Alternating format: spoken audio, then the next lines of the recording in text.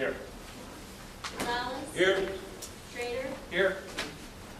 Alex. Here. Ammons. Here. Anderson. Denzel. Here. Bergson. Here. Betts. Here. Carter. Here. Cowart. Francis. Esri. Holderfield. Here. James. Here. Jay. Here. Kibler. Here.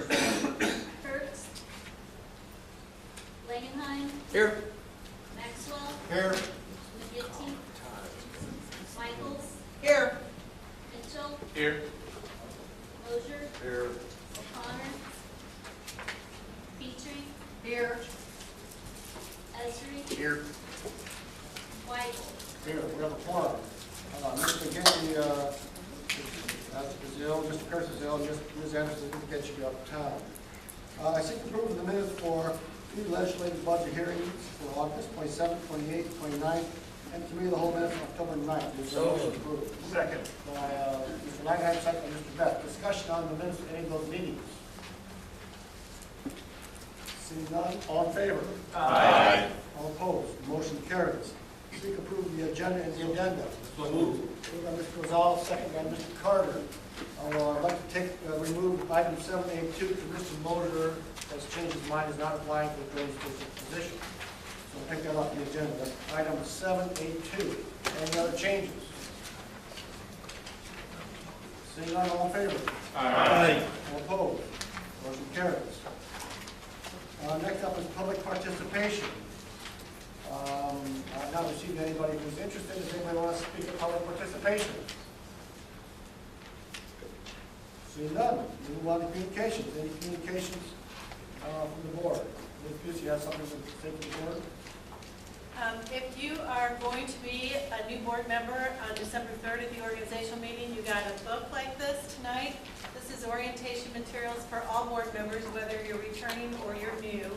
There's a memo that covers what is included right on the inside pocket, and there's a USB key, which is a live recording of each of the presentations that are included in the book. We need you to confirm contact information. If you're a new board member, we need employment information, and there's other information included. If you have any questions, please feel free to contact me. We strongly encourage you to review this material. Thanks. Any other communications? Okay. Mr. Moore, policy for us on the parts. Ms. Adams. Thank you, Mr. Chair. This is my last meeting with my good friend Stan James. He's not sitting behind me right now, and I'm having a hard time with that. I won't make no faces. So I really appreciate being able to be on this board for the last 4 years. I've learned a tremendous amount from all of you, and certainly it won't be the last time that you'll see me, but certainly in this capacity, I really enjoyed my stay here. We'll go on and move policy item 81, Rural Transit Advisory Group, 3 terms expiring 11/30/2014. 3 applicants, Mr. Weigel, your appointments. My nominations are Seamus Riley, Andrew Kozinski, and Michelle Rodnich. Second. There's a second, Mr. James. Any discussion on these appointments? Ms. Petrie. Mr. Chair, I have an information question concerning the application of Michelle Ramage. The way I read her application is she lives in Muhammad, but then goes on to talk about she feels she can represent the needs of the Rantoul community. Can I respond to that, Chair? She's She's the superintendent of the K-8 city schools. And Thomas, she was with Thomasville, so she has a wealth of knowledge of our community. Thank you, I appreciate that. Oh, you're more than welcome. Further discussion? Seeing none, all in favor? Aye. All opposed?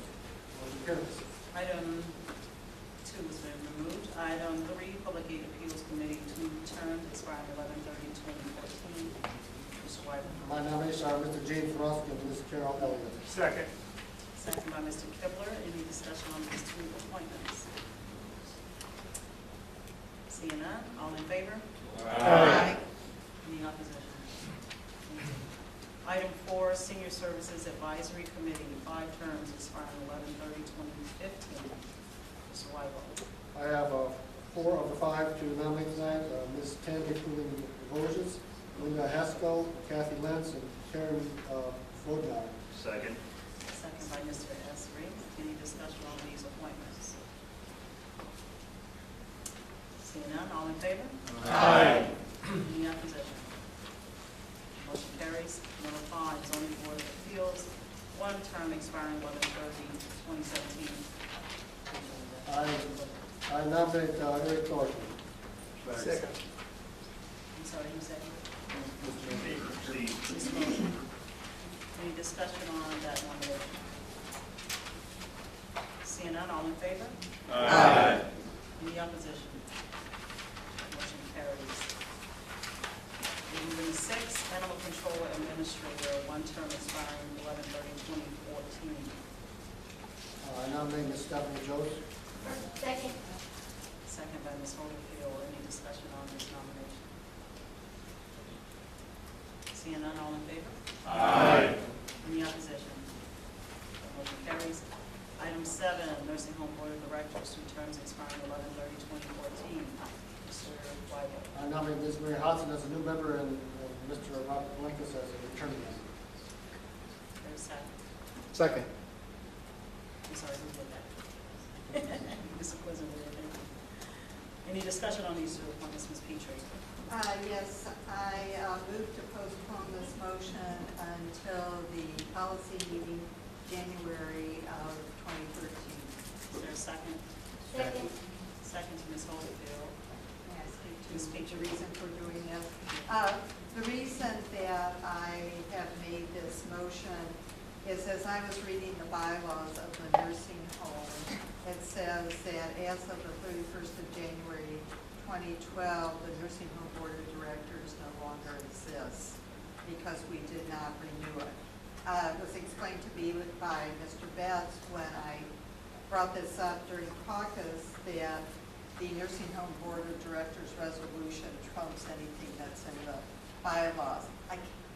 I searched for the resolution and I haven't been able to find it yet, so I'd like to have that window of time so that we are able to look at the Nursing Home Board of Directors resolution to make certain that we are following correctly on appointing these individuals. That's the main reason for it.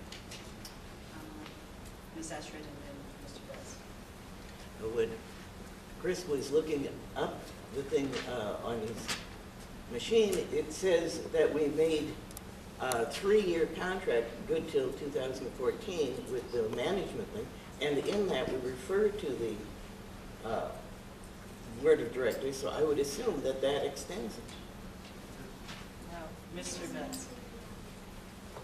I'm not returning for the county, but as a general rule, a board resolution or a board adopted contract will generally supersede bylaws by an entity that is created by the board. That's as a general rule.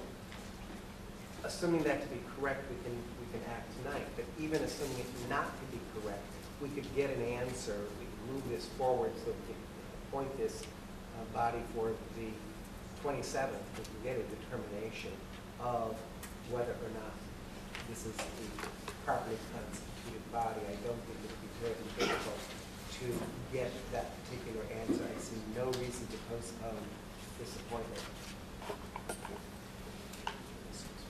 Ms. Holyfield and then Mr. Well, part of the reason why I seconded that, and I agree with Patsy, following the nominations, the Board of Directors of the Nursing Home Board should have presented a list of potential applicants to Pius Chair or to the board, which I don't know if they followed that protocol or not, versus they being the people that are currently here, Mary Hudson and Robert Blinkus, applying without the nursing home board's application process. So if we're going to have rules and regulations that we're going to be following, that sets a precedent. So if we're not going to follow the guidelines that were given to a nursing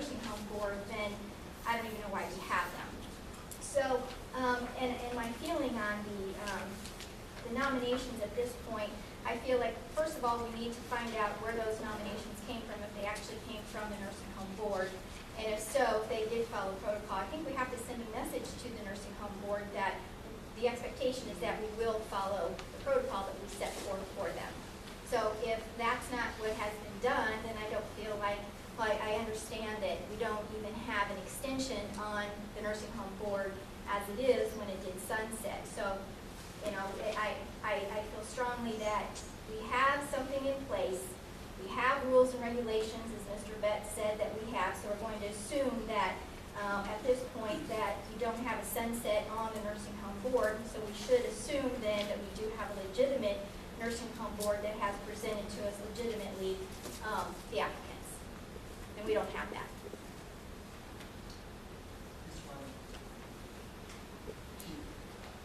This person who applied is a legitimate applicant. The list from the nursing home is a list of suggested people who would be, in their opinion, be good to be nominated by the chair to that board.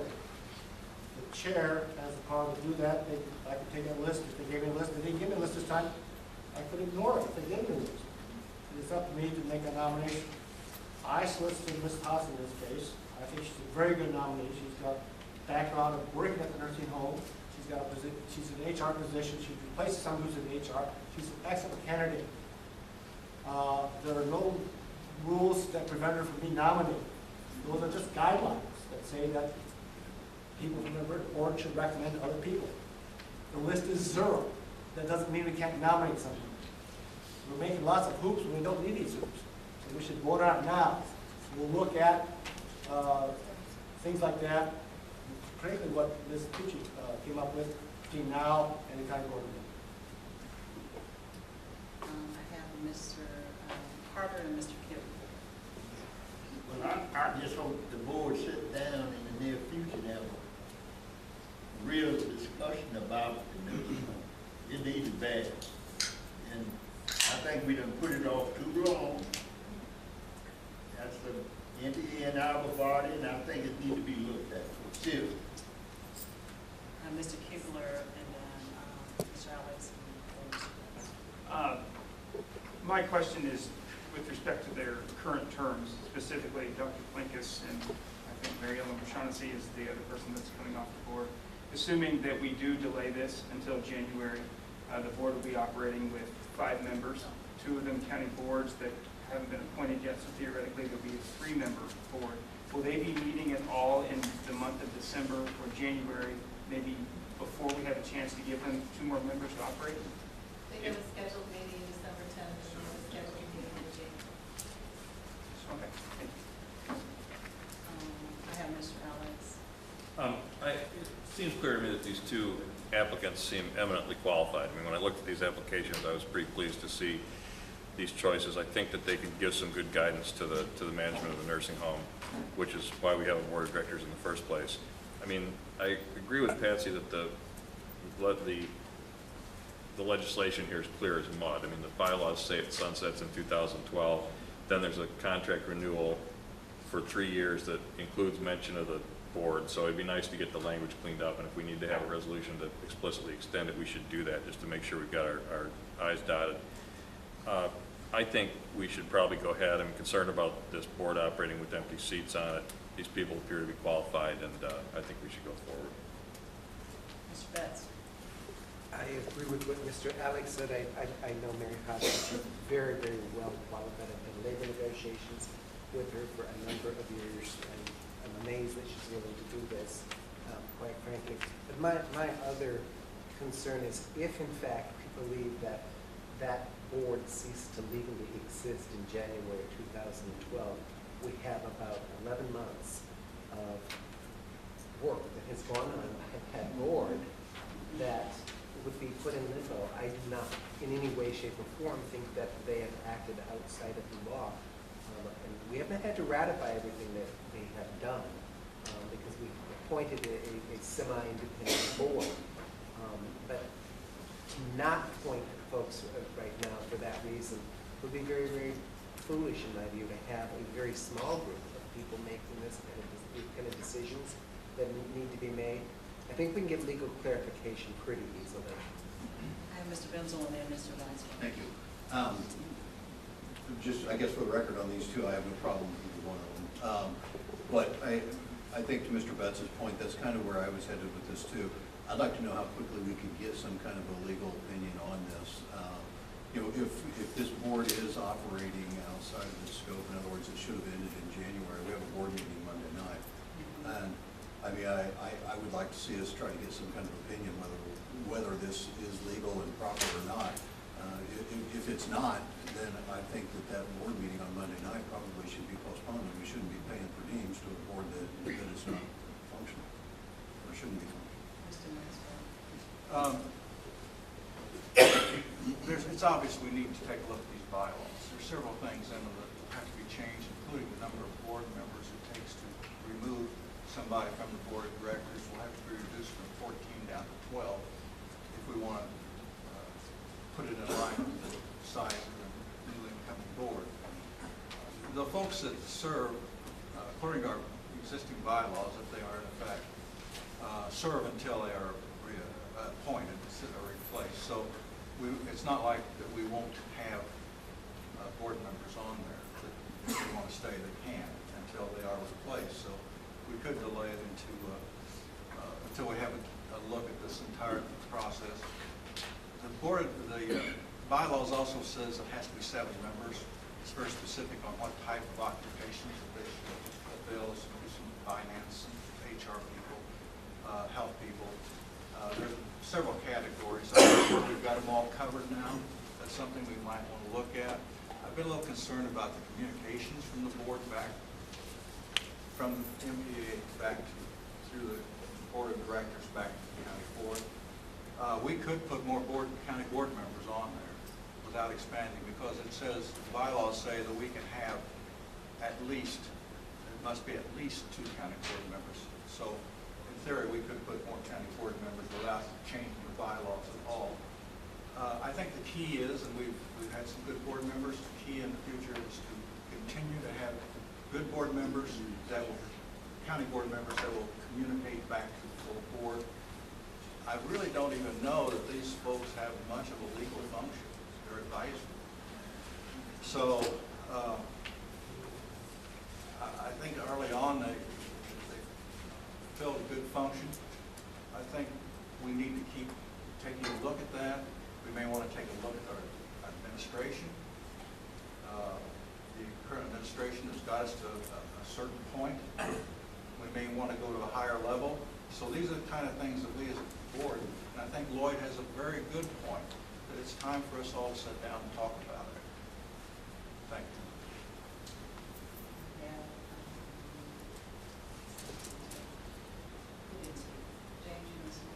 I was just sort of going to echo what Gary said, but my train of thought is that when you have a resolution or you have language that says it will sunset, we've had other things that come before us from the public where they say, well, do you read your own resolutions? And to me, I would think that we're the body that sets that. We ought to adhere to that. And if there's a question of legality, we ought to get that answered before we move forward. I'm not objectionable to these people. I think they seem qualified, as everybody else has said. But here we go trying to circumvent our own rules because it seems to fit our need, and I just don't like it. I just want to make sure, on the record of making sure that everyone understands, I have no problem with the people that have come forward to serve. I have a problem with us not following the guidelines that we have set forth. That's all. And I think we have to, as Stan said, we have to make sure that if we're setting up guidelines, if we're setting up rules, then we have to follow them. We are the responsible party to the constituency. If we set this up, we have to make sure that we follow through. That's all. Thank you. Guidelines are guidelines. By their definition, they guide you in a direction. It's not a narrow path. It can be a wide path. And finally, Mr. Maxwell, I want to point out that this is an advisory board. It's not based on any state law which says they can continue if they're not reappointed or if they're not replaced. That is only for certain. Is it in the bylaws? Yes, they I'm are. sorry, Don. You're not correct on that. I'm going to take one more comment, and then I'll make a comment and we'll move on. Mr. Richards? I think we need to move forward with this tonight. because I think by the full board, when we take the real vote on this, we will have a chance to clear up the legality of this. If we don't do this tonight, we are going to have to wait another month. And if we look into the bylaws and it is correct that there's a problem, we can vote this down at the full board. I'll just say at this point, since this is my last night on this issue, I believe that what has been made evident is, as in so many other cases, the board often gets lost in its own resolutions, and we kind of forget what we actually passed. And we don't have a mechanism by which to bring those back when it's time to review. And this is an example of that, lack of review. I would hesitate, since the county board itself is not going to have its own committee of the whole in December, it's okay to postpone these till January and make those appointments. It won't end a thing if these people are not appointed for December's meeting. So I would recommend that this committee not appoint those people until January. We're having a county December, but nonetheless, they are working at the discretion of this board. And then secondly, I'll say, just because we need to say it, that an advisory committee often turns into the decision-making body by virtue that they're the experts, and all of a sudden nobody challenges anything that's brought before you. I would encourage the elected officials to actually be elected officials on this issue and not make the appointments until all of your questions have been answered and all legal areas have been covered. That is the responsibility of the elected official, and that's what I encourage you to do on this motion. Amen. That. I won't take any more comments at this point. We're going to move on this vote since it had not been pulled. Motion to defer. There's a motion to defer on the floor? Yes. Oh, that's right, Patsy's. Motion to defer Till until January's 2013. January's policy meeting in That's correct. 2013. That's what I said. And Mr. Carter seconded. We're going to vote on the motion to defer till January 2013. Roll call. Voice vote, all in favor of the deferment, signify by saying aye. Aye. Any opposition? Aye. I rule that motion carries. Madam Chair, I call for division of the assembly. That's fine. Division of Assembly. Show of hands, motion to defer for January 13th. So who's counting? Clerk.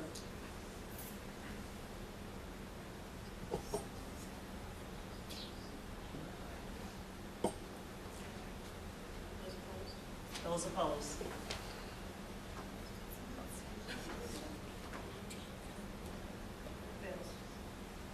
Motion fails. Back to the main motion. All in favor of the, I'm sorry. Since my amendment did fail, then I'm assuming from the conversation that ensued in conjunction with that amendment that there will be resolution to some of the questions we had for the county board meeting. I mean, we have to if it doesn't pass unanimously. All in favor of the appointments of, let me go back to my, I'm sorry. Hodson and Palankas. All in favor of the appointment of Hodson and Palankas to the two terms, 11/30/2014, signify by saying aye. Aye. Any opposition? Aye. That motion carries.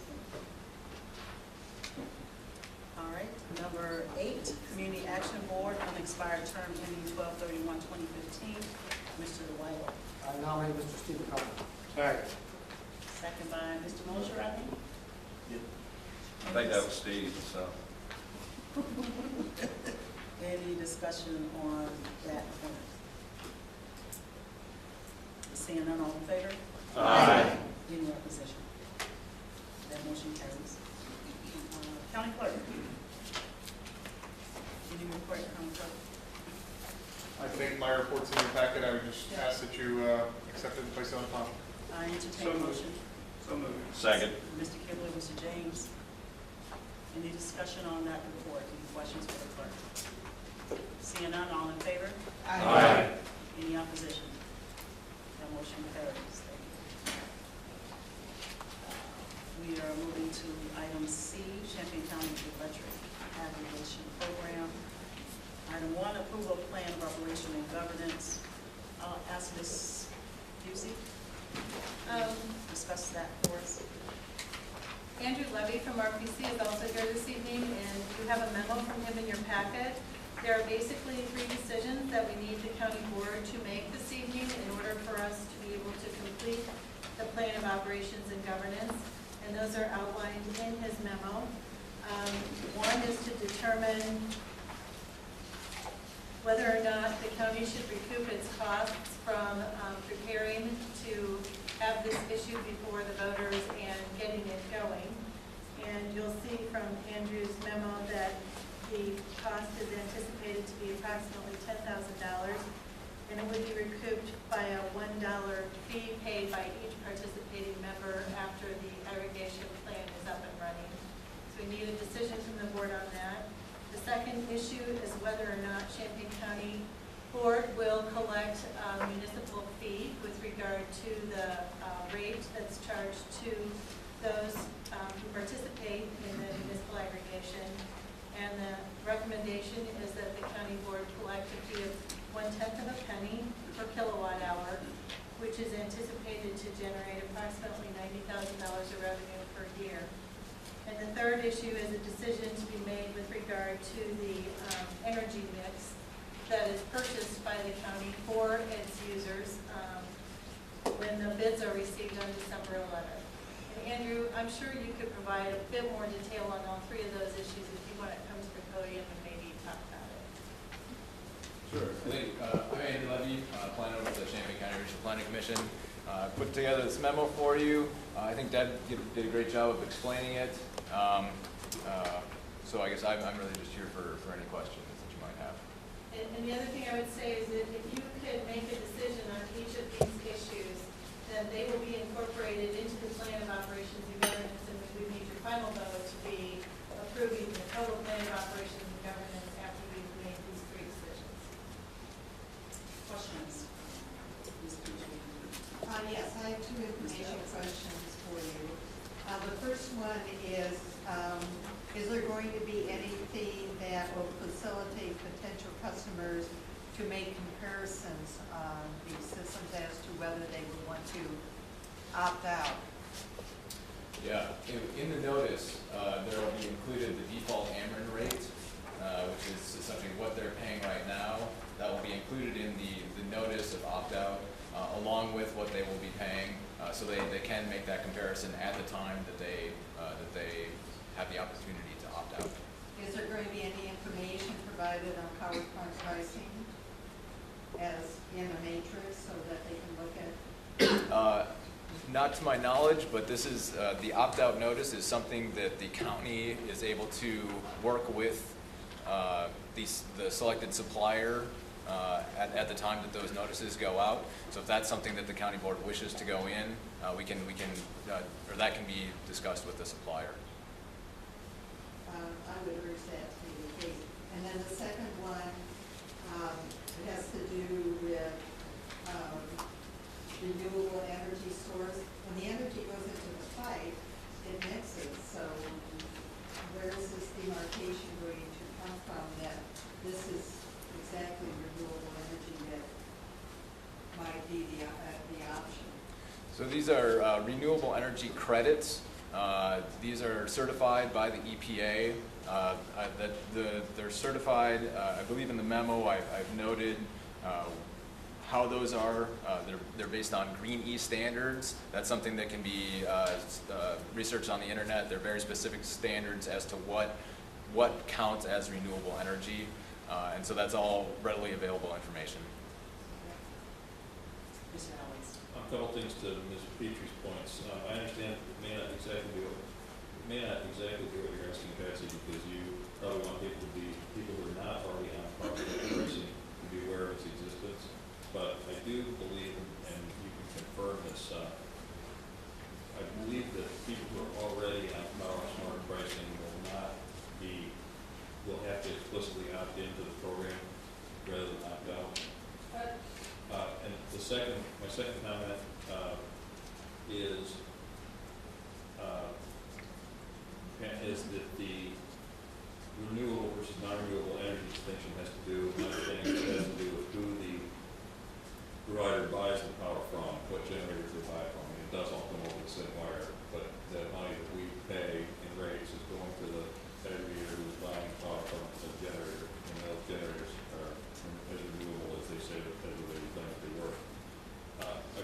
Mr. Levy, is, do we have an idea on this lowest cost versus, as I read this, we look at the lowest cost solution and we look at the 50% renewable solution, and if the 50% renewable solution is within a tenth of a cent per kilowatt hour, we go with that, otherwise we go with the lowest cost. Is that, am I reading that right? That's what I'm proposing, and it's the 100% renewable option. Right, so I'm recommending I'm that. sorry, I misspoke. 100% renewable option if it's within a penny per kilowatt hour. Right, within a hundredth of a penny per kilowatt hour delivered. And I'm guessing that since that's the same as we're proposing, the fee to generate, the fee rate to be, you're saying that basically the difference between the two would be approximately $90,000 over the whole account, over the rate period of account. That's our best estimate right now. Do you have a feel for, or do we have information from Urbana, who's already adopted this? What did they look at that, and what was the difference at that point?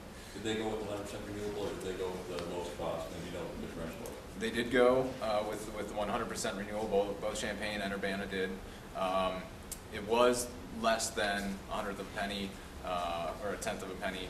I apologize.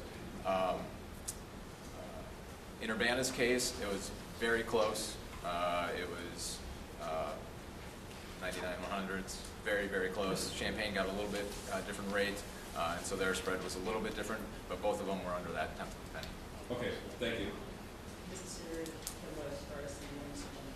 My biggest concern is with the additional fee agreement option, the county fee. Basically, we're talking about a $90,000 fund that's just sitting there. We really have, besides the $10,000 cost we're going to try to recoup, we talk about ongoing program costs and so forth. Can you talk a little bit about what those ongoing program costs would actually be, how much they would be, and for how long they would be? Can you speak a little bit to that? Well, actually, the $90,000 is a fee that would be not directly associated with the county's cost of administering the program. And under the finance portion of this agenda, if you approve the fee, there's a recommendation of what the county board would do to segregate that fee for specific use. Okay, so good, you stepped ahead to my second part, is what's the true difference between these two items, between giving this $90,000 here versus later?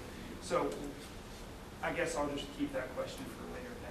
If you approve the fee, it is $90,000 of ongoing annual revenue estimated. And so if you approve the fee under finance, we're recommending that you establish what you will use that revenue for. Am I answering your question? Yes, you've answered it. And the $10,000 is just a one-time recoup of costs.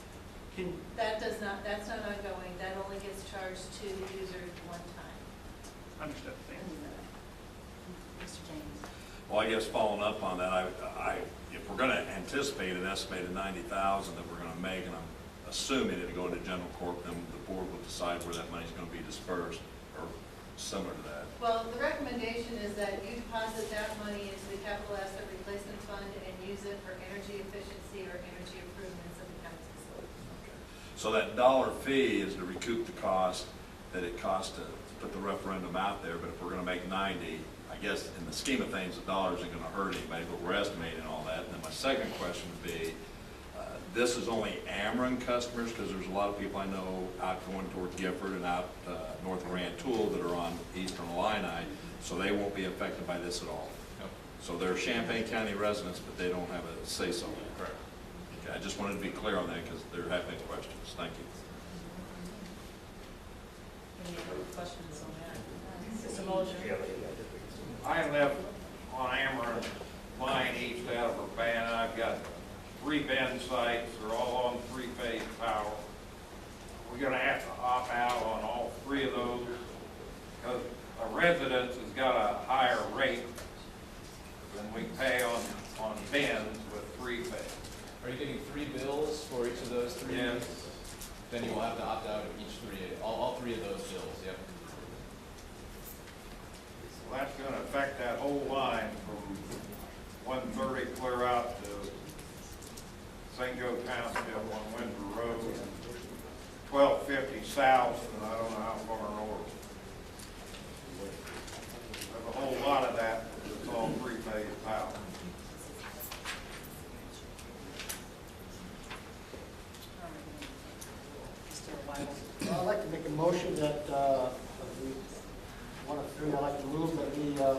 recoup our costs of approximately $10,000 as a lump sum from, it will come from the winning electric supplier. Second. Second by, I missed that. Tom. Any discussion on that any further?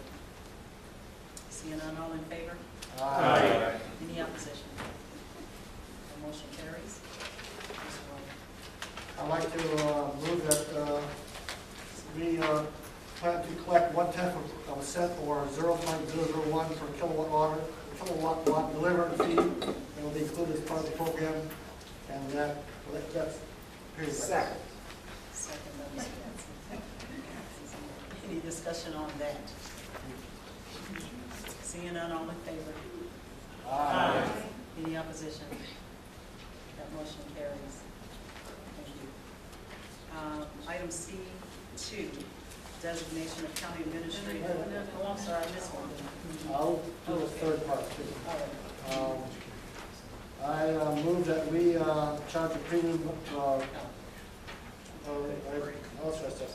I move that we set a premium of 0.001 per kilowatt hour delivered, be adopted with the 100% renewable mix. Is that right, Mr. Labby? Is there a second to that, Mr. Betts? Any discussion? Seeing none, all in favor? Aye. Any opposition? That motion carries. Now we will into item C2, Ms. No, now you need to approve C1 as we provide in other agencies. You need to adopt the entire plan of operation. All right. Mr. Wiley, when you say that. I move that we approve the plan of operations and governance as is outlined in this agenda. So moved. So moved by Ms. Coward. Any other discussion on C1? Seeing none, all in favor? Aye. Any opposition? That motion carries. Now we are moving to C2. Mr. White. I move that we designate county administrator, Ms. Debbie, to execute supplier contract on behalf of Champaign County on midday, December 11, 2012.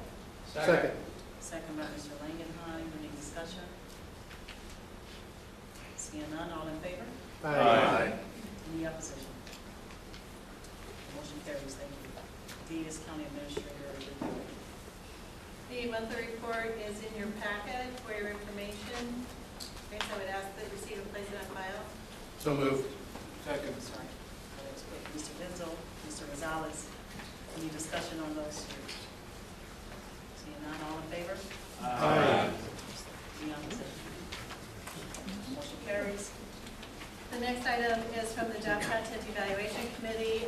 As you may recall, there were 3 positions presented to you in August for evaluation from the county clerk. One of those took a little longer. You did the other positions last month. We had to get a designation from the state's attorney as to whether or not the lead tax extension specialist was exempt or non-exempt under FLSA. The state's attorney's office determined that it is non-exempt, so we proceeded with the reevaluation of the position. And based on the current responsibilities assigned to this position, the Job Content Evaluation Committee has recommended that it be upgraded to grade range I, and that is the request presented to you here. Move adoption of the recommendation. Second. Second by Mr. Langenheim, moved by Mr. Alex. Any discussion on this recommendation? Seeing none, all in favor? Aye. Any opposition? Motion carries. The next item is the calendar of your meetings for 2013, and this is based on the changes to the board rules that you did last month. I would point out one correction before you move to approve this.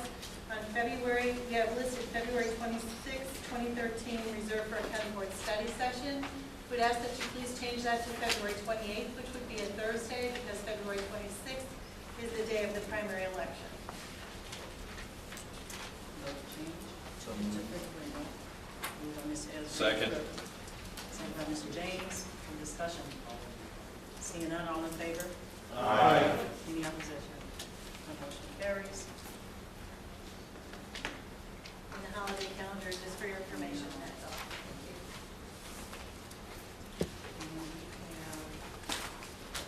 Sorry, I'm on my computer one. Proposed rule change. All right, board members, I hope you've had a chance to look at these proposed boardroom changes, and we're going to try to move them one at a time, include discussion in them. This was presented by Ms. Patrick Peachtree, October. Oh, the first one is Chris's. So let's just go one at a time down here. I'll entertain a motion for the first rule change, and then we can discuss. So moved. Moved by Mr. James, second by Mr. Point of order, what's the motion? Motion to approve the rule changes stated in Rule 8. Pardon me? You can state what it is. It's multiple, so let's. No, it's just one rule change, isn't it? It's on page 89. Oh, are we skipping one? You need me to read that whole thing? Oh, I see what you're saying. Rule change 8? Yeah. All right. I can read it if you'd all like, but it'll take me 10 minutes. No. Okay. Oh, read it. I'll take it back. I thought you had. We'll move back, actually, because we need to look at that proposal. Well, I'm sticking with the agenda. Thank you. So you can, Mr. James, why don't you do that? Why don't you take the 10 minutes and read it? No. You really want me to read it?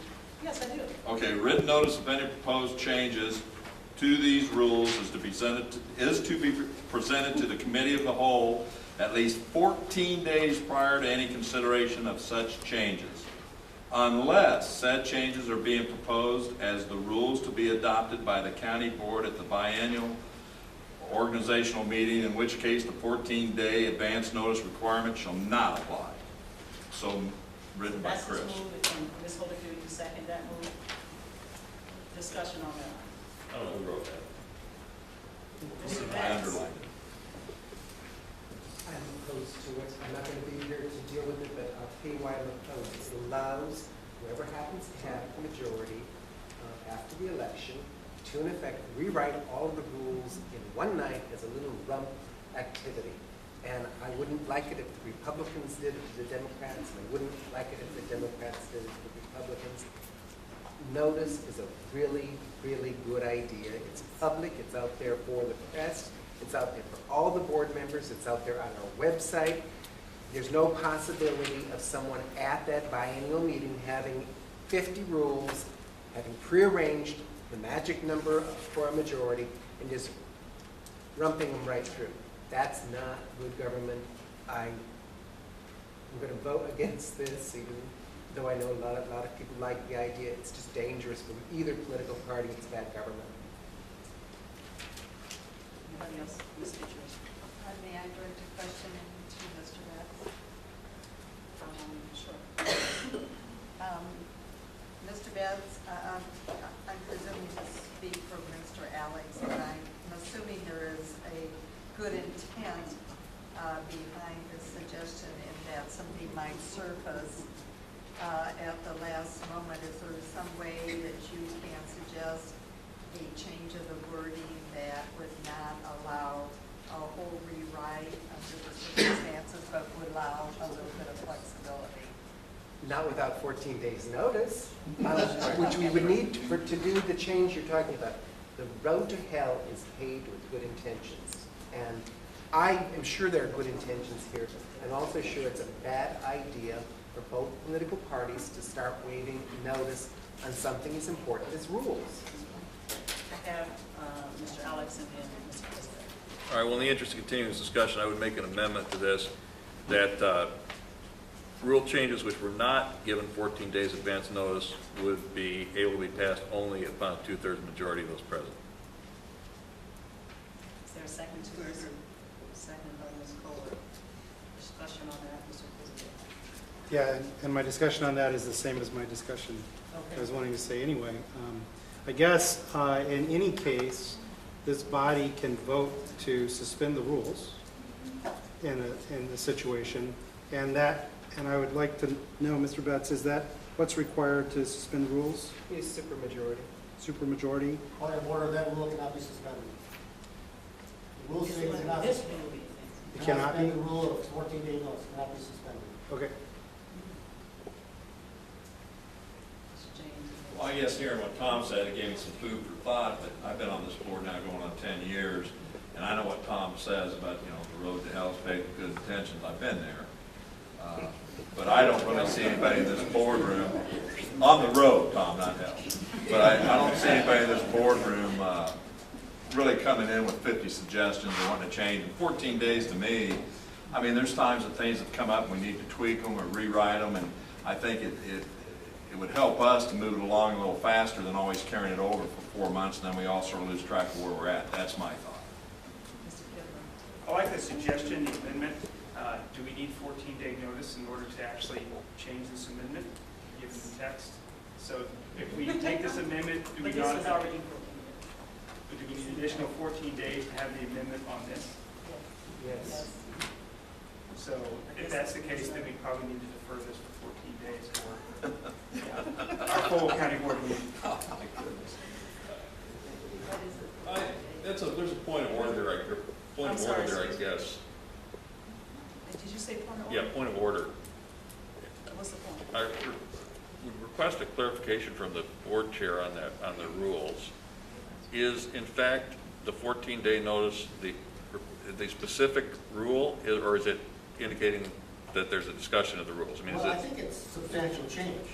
Okay, And that's I what I'm think getting that at. What your amendment is a substantial change. Okay, that's what I If wanted it to was a hear. minor tweak, fine, but I think you made it as a substantial change. So does that mean Not part of that, it. so would that mean that my amendment is out of order? I think the amendment's out of order. Yes. In that case, I withdraw my amendment. Mr. Langenheim. Am I recognized? Mr. Langenheim. Thank you. I think it's inappropriate for this board to be changing the rules for a new board that's going to be coming in a couple of weeks. So I move we defer the whole thing till January. There's a move for deferment. Second. Second by Mr. Rosales. Got to recognize the deferment. You got to vote on the deferment part. We can discuss it. first. Discuss what we did. We can discuss the deferment. Go ahead, Mr. Kidd. I was going to say, if we defer this, is it, well, if we make a deferment on this particular piece, will it allow us to change the proposal, or will the deferment not allow you to change it? It will let you change it. Okay, thank you. Did I miss somebody? I would suppose that we just defer the whole thing as it stands. Just pick this whole discussion up, put it in a little box, and open it up in January. Mr. Bergson. If we do that, can the organizational meeting in January change all the rules? They can't? A regular meeting. All right, well, we're going to vote on the deferment. I'm going to try to voice vote this. All in favor of the deferment till January's policy meeting, is that what we're talking about? Sure. Whatever. Signify by saying aye. Aye. Any opposition? Aye. The motion carries for deferment. All right, now we can change the next one. All right, so the other are suggested additional rule changes. I'll entertain a motion on those. Yeah. The whole package of motion. No. He did. Well, no. No, because Mr. James only read. The whole damn thing. I'll entertain another motion at this I time. move to defer to the January meeting. Second. Second, move Point to of defer. order, there's no motion on the floor to defer. You gotta put something on the floor. Make an omnibus motion and defer it. I move All right. I'm sorry, Mr. Benson is making. Yes. Can I make a motion to move all of these omnibus? Second. And now I move to defer. Second. Defer to when, Mr. Benzo? When you To defer? the January policy meeting. To the January policy meeting. When he's gone. Discussion on the deferment. Mr. Alex. I am supportive of a number of these rule changes. I am not supportive of some of these rule changes. I think it is appropriate that the new board make the decision, so I will vote for deferral. Thank you. Any other discussion on the deferment of these changes till January? Seeing none, all in favor? Aye. Any opposition? Aye. That motion carries for deferment. I think I'm doing consent at this point. Is that correct? I have on consent item 1, 3, 4, 5, 6, 7, 8, C1, A, B, and C, and C2. Is that correct, Ms. Lisa? 7 is not. I'm sorry, not 7. 1, 3, 4, 5, 6, 8. C1, A, B, and C, and C2. That's all for policy. Thank you, Ms. Emmons. Next up is Justice Social Services and Mr. Richards. Good evening, everyone.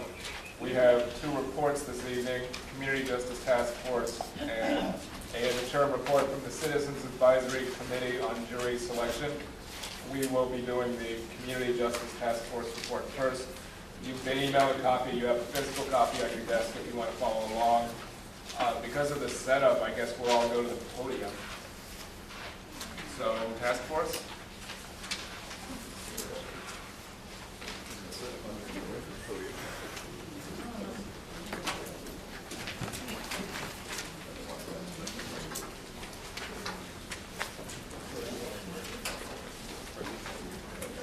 So this is the report. If everybody has a copy. This is the culmination of, we've now had 10 meetings, several of them being several hours long. This is, of course, the task force that this body established to take a look at the justice system in conjunction with the needs assessment process and several other things that we were looking at. I guess we'll get started with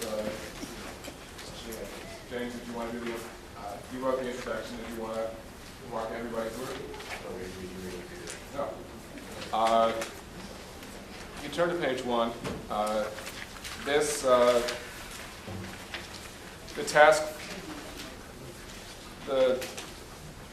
started with, in May of 2011, the National Institute of Corrections sent a team to examine and assess the county facilities. And I'm not going to torture you by reading the whole report. We had our team, we have a correction in here.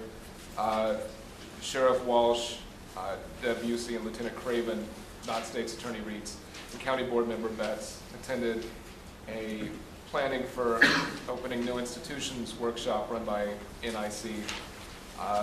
If you remember, we also did a study session focused on replacing beds at the downtown jail. And this led to several solutions by the county board. Obviously, the task force was one of them. The needs assessment is another. And some of the concerns that emerged, some of them that we're looking at, some of them that the needs assessment is looking at, were the feasibility of repairing, upgrading, renovating, and repurposing the downtown jail, the lack of capacity and physical facilities for handling the increasing number of people in the jail with mental health issues, the lack of resources in the community for preventative programs for those with mental health and substance abuse problems, disproportionate presence of African Americans in the jail population, the large number of people in jail for relatively minor offenses, the lack of options for sentencing convicted individuals, and the need for a well-structured pretrial services program to reduce the incarceration of individuals not convicted of a crime. The board took 3 steps to further examine the desirability and feasibility of expanding the jail, delegating the jail project planning team, issuing an RFP for the needs assessment that is currently ongoing, and appointing the Community Justice Task Force to gather information on current programs and costs, and look at preventing incarceration, and reducing recidivism, and promoting the rehabilitation of prisoners, which is what this report is going to go over. We've met 9 times, and including 1 meeting where we did not have a quorum. We've met with a number of the stakeholders in the criminal justice system, ranging from the state's attorney. We've had court services in. We toured both of the jails and had a discussion with the sheriff about his operations. And in addition, a number of the people on the task force bring relevant experience from outside of the task force to bear on this, that they were able to bring in either their recommendations or the section in the back. And so at this time, we have a number of potential recommendations, because this is just a progress report. This is an advisory body, and we feel there's a lot of work still to be done on this we have met with the needs assessment consultants, but as this process is going to be ongoing, we think there's a lot more to do, and so this body is asking to be reappointed because this is the end of its charter right now. So these are preliminary, but at this time we have a number of things that the body has looked at that we think are something that the county board should look at to improve the criminal justice system. And Lynn and Mark can go over those. Good evening. I'm Lynn Branham. I am a law professor, and one of my areas of expertise, correctional and sentencing law policy. It is my privilege on behalf of the task force to briefly profile some of what we call potential recommendations that may be incorporated in the task force's final report. And then we're leaving time open for questions that my fellow task members will be fielding from you. But we did want to underscore that these are potential recommendations. We are going to be reaching out to the stakeholders, criminal justice officials, getting their feedback. We also want to reach out to the public. This is a very inclusive process, and then we'll make further refinements in them. But we wanted to share with you where we're at now. We invite your feedback, whether now or later. But again, we want you to see, I think, the richness of this endeavor in the sense of its potential. But in the report that's been given to you, it's a progress report. There are 11 potential recommendations. The first two are what we call foundational recommendations. The first one, for example, sets forth the premise that incarceration should really be the last resort, the last option. It recognizes how very costly incarceration is, not only because of construction costs, but also operating expenses. When you're covering medical costs, it's very expensive. And also there are the costs that few people like to talk about, but they're very real, and those are the human costs of incarceration. The second potential recommendation would be calling for the integration of what's called restorative justice into the criminal justice system. This isn't the time to get into all the details of restorative justice, but to just give you a flavor for what that means. Criminal justice systems typically have, in recent years, have had a retributive focus, mostly focusing on how do we get back at this person, like the person who came into our garage a little over a year ago and took the 2 bikes. How can we get back at that person? Because I'm not really happy with that person or persons. Restorative justice has a different focus, and the focus is on how can we get those individuals to give back both to the individuals but the community that's been harmed by that. Because when those criminals went and did that, they didn't just harm my family, they harmed all of us because there's a sense of lack of security. So restorative justice is implemented through a lot of different mechanisms. We will be profiling them, we can answer questions about them, but we are recommending that this construct be incorporated in the criminal justice system. Potential recommendation number 3 is structural in nature. We are recommending potentially that there be established a Champaign County Restorative and Criminal Justice Coordinating Council. This kind of structure is in place in many states throughout the country. It's just so very basic, because what happens is you get a diverse group, broad-based group, a judge who handles criminal cases, prosecutor, defense attorney, local law enforcement official, somebody with expertise on mental health issues, several members of the public, and the list goes on. And they get around a table on an ongoing basis, and they ask themselves, how can we make the system work better?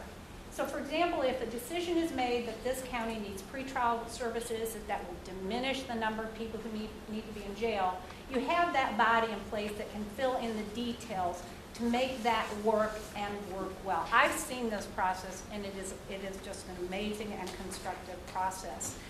The fourth recommendation is going to be profiled by Mark Driscoll, who is the Associate Director of the Champaign County Mental Health Board. Thank you, Lynn. I'm just stepping in for this one recommendation, but it's actually got some fairly substantial background that is present in the report. But Essentially, recommendation 4 talks about mental health and substance abuse services, substance use disorder prevention and treatment services that need to be improved, enhanced, further developed within the adult criminal justice system, and essentially looking at the development of a system of care within that system related to behavioral health services. Behavioral health, again, being providing mental health and substance abuse treatment. In terms of the recommendation, the potential recommendation number 4, the substance of what that recommendation is looking at is actually fleshed out on page 30. It's the behavioral health services section in the background portion of the report. It begins on page 30. It runs for about 7 pages. It has a series of recommendations, including use of evidence-based practice or models, so that the treatment, the services that are provided have proven effectiveness. So long as you have fidelity to the model, that you should be able to replicate the outcomes associated with a particular treatment modality. So that was our very first, specific recommendation. From there, we went on and talked about actually looking at the initial contact of law enforcement with an individual, and then through time that they may spend in jail, and then also reentry into the community. And there's a series of recommendations associated with each area there as far as what the county may look at in terms of what it may choose to implement to provide broad-based comprehensive services as part of a continuum of care, a system of care. Not only do we provide a series of recommendations, and I think there's over a dozen of those. Those are up here as bullet points. We also provided a brief overview of some existing services that are currently offered. A couple of those are what we describe as alternatives to incarceration, and they are, I think, fairly well known, the drug court program, and then the much more recent mental health court program. And we've provided some detail in terms of how that program is currently functioning, in terms of how it is funded. That seemed to be one of the questions that was asked. And then from there, we take a step farther out and look at services that folks who may be having some interaction with the criminal justice system, that some additional resources that are available to the community. And then finally, just some more broad-based services that exist in the community. I would, qualify the list of services that are presented with, a recognition that there is limited capacity associated with mental health and substance abuse services, and that capacity also extends beyond just those services, but also just general social services in the community. A number of the agencies that are listed would have state contracts that have been reduced and so forth. So simply identifying the services there does not necessarily mean the capacity is there to accept an influx of clients without an investment of resources. And I'm also should say that is not an exhaustive list of resources. In that, and I'm sure Sheila Ferguson and Benita Rollins-Gay, who worked with me on this section, whenever I look at this, I think of something else that should have been included. And for example, this evening, I realized we don't have Cognition Works listed here, and they are a resource that is utilized, but is not on our list. So, and I think that's the extent of my remarks. And Lynn's had a chance to catch her breath, and so I'll let her return. Okay, potential recommendation number 5, we think is very important because it focuses on what's called a pretrial services program. I would consider that kind of not having a pretrial services program, kind of like having a school system without elementary schools. It's very basic, and it's very important because it focuses on people who haven't been convicted of a crime but are in jail. Pretrial services programs perform two important functions that can limit the number of people in jail. One, a screening function using risk assessment tools that can, again, identify people who can be safely in the community. And secondly, pretrial services programs perform a supervision program that, without that component, the individuals might need to be in jail. So again, it would be very helpful for this county. We're tendering this as a potential recommendation for us to discuss this further. Potential recommendation number 6 is calling for the development of a full range of community-based sentencing options and diversion and deferred adjudication options. So more than just probation, supervision, or the problem-solving courts, or jail or prison, but to look at the full range of options. And there's one state that lists, for example, 25 options. And for us to look at those as a means of importing cost effectiveness into the system and promoting the objectives that we were supposed to look at, such as increasing rehabilitation. The task force has not yet identified what would be the implementation priorities for community sanctions. We want to get some data from the consultant, so we literally can come into you. We're hoping and say, if you adopt this option, it could take this number of people out of the jail, save you this amount of money. We want to provide you those kinds of specifics, and we've talked to the consultant about that desire on our part. Potential recommendation number 7 focuses on other kinds of programming beyond the behavioral health care. So that would be things like job skills development, educational anger management, things like that. Potential recommendation 8 calls for the establishment of a broad-based and diverse racial justice impact task force.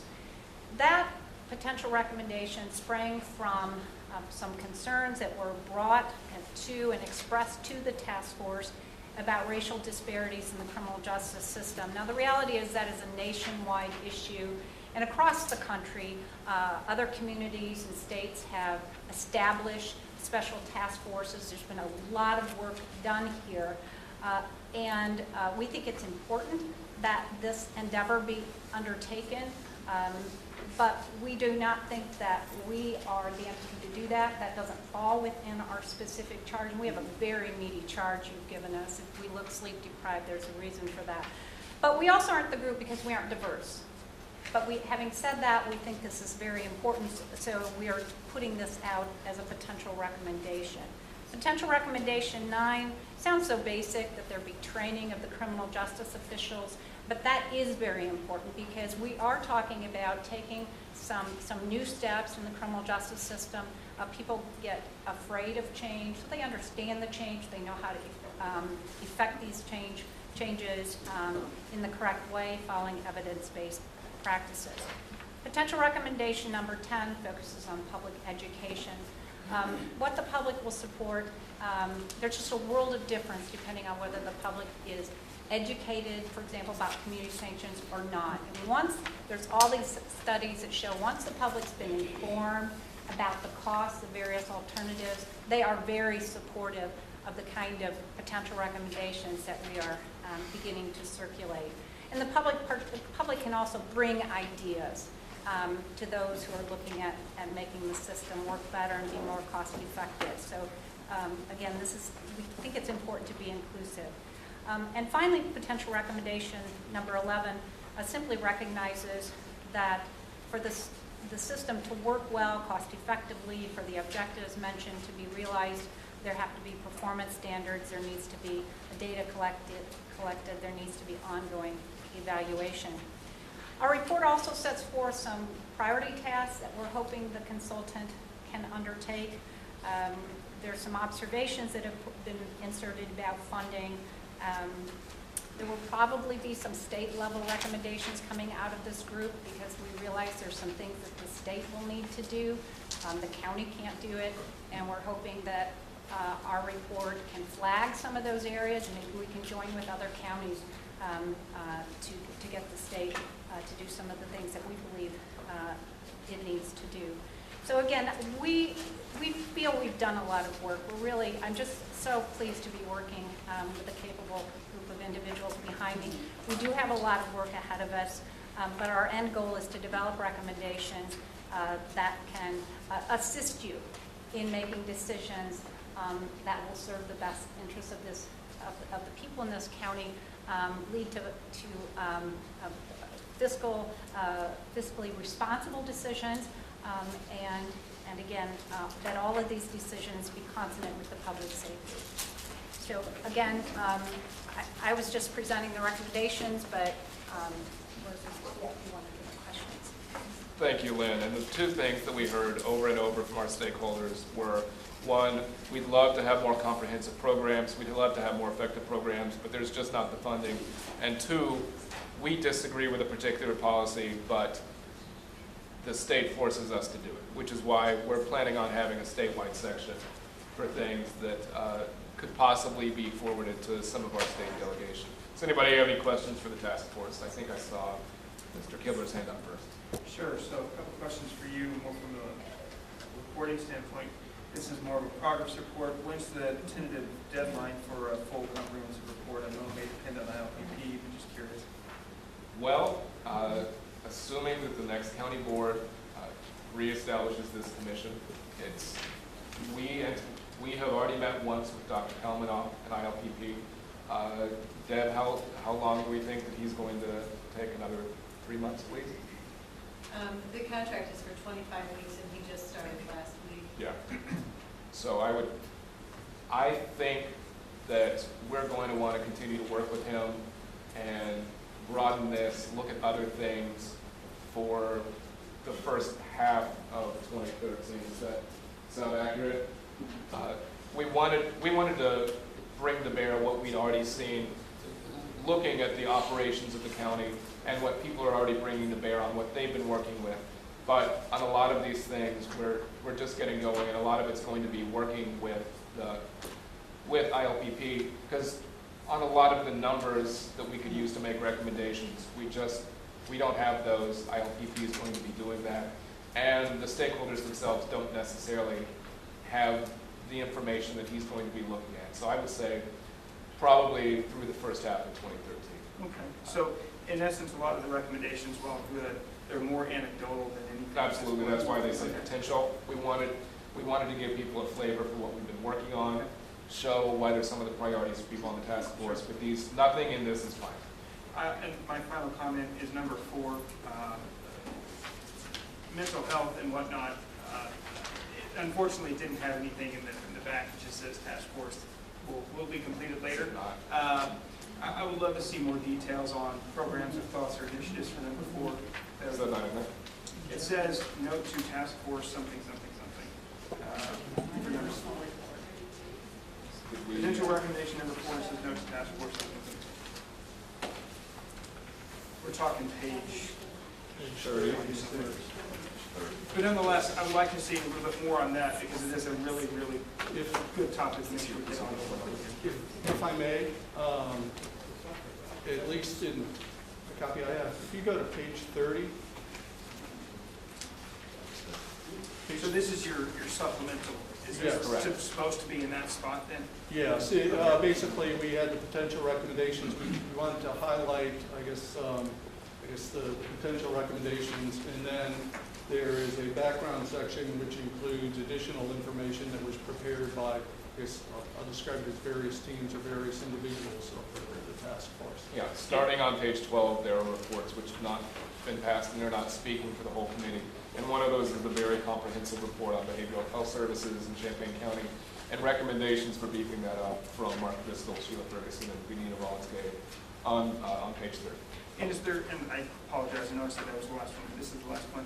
Anything from the crisis teams or any sort of numbers that you have, at least preliminarily, that kind of discuss behavioral health, folks that are in our jail population today? Can you talk a little bit about what do we see today percentage-wise? Maybe you have those numbers, maybe you go away for ILPP.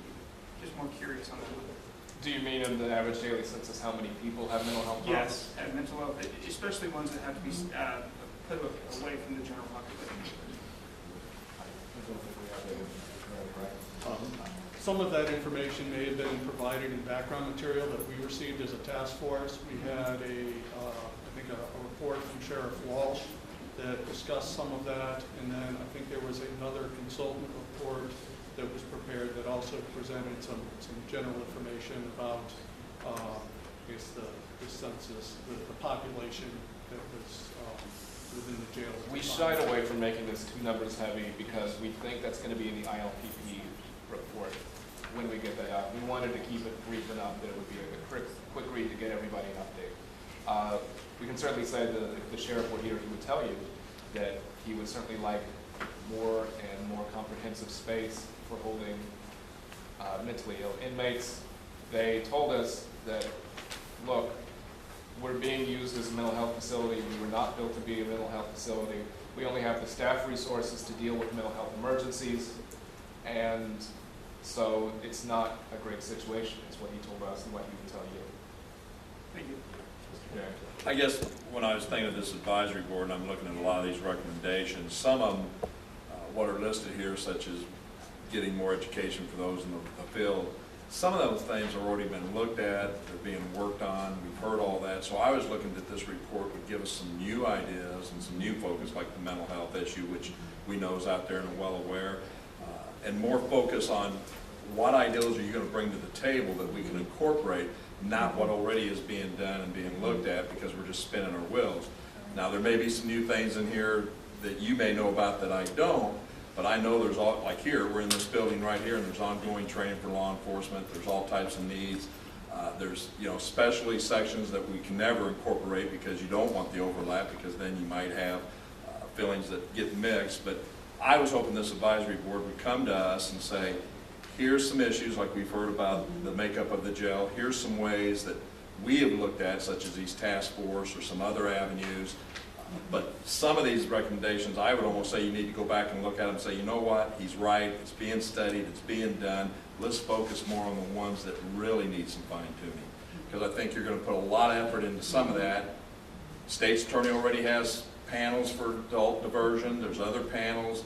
I mean, there's a lot of things out there, and I thought you all would have had that beforehand before you presented this report to us. Other than that, it's a nice report, as Mr. Phoebus always told me, and it's put together well.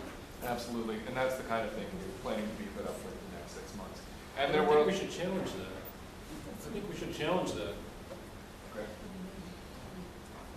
Well, I would just, I would respectfully challenge that. I think that there's a lot of piecemeal stuff going on.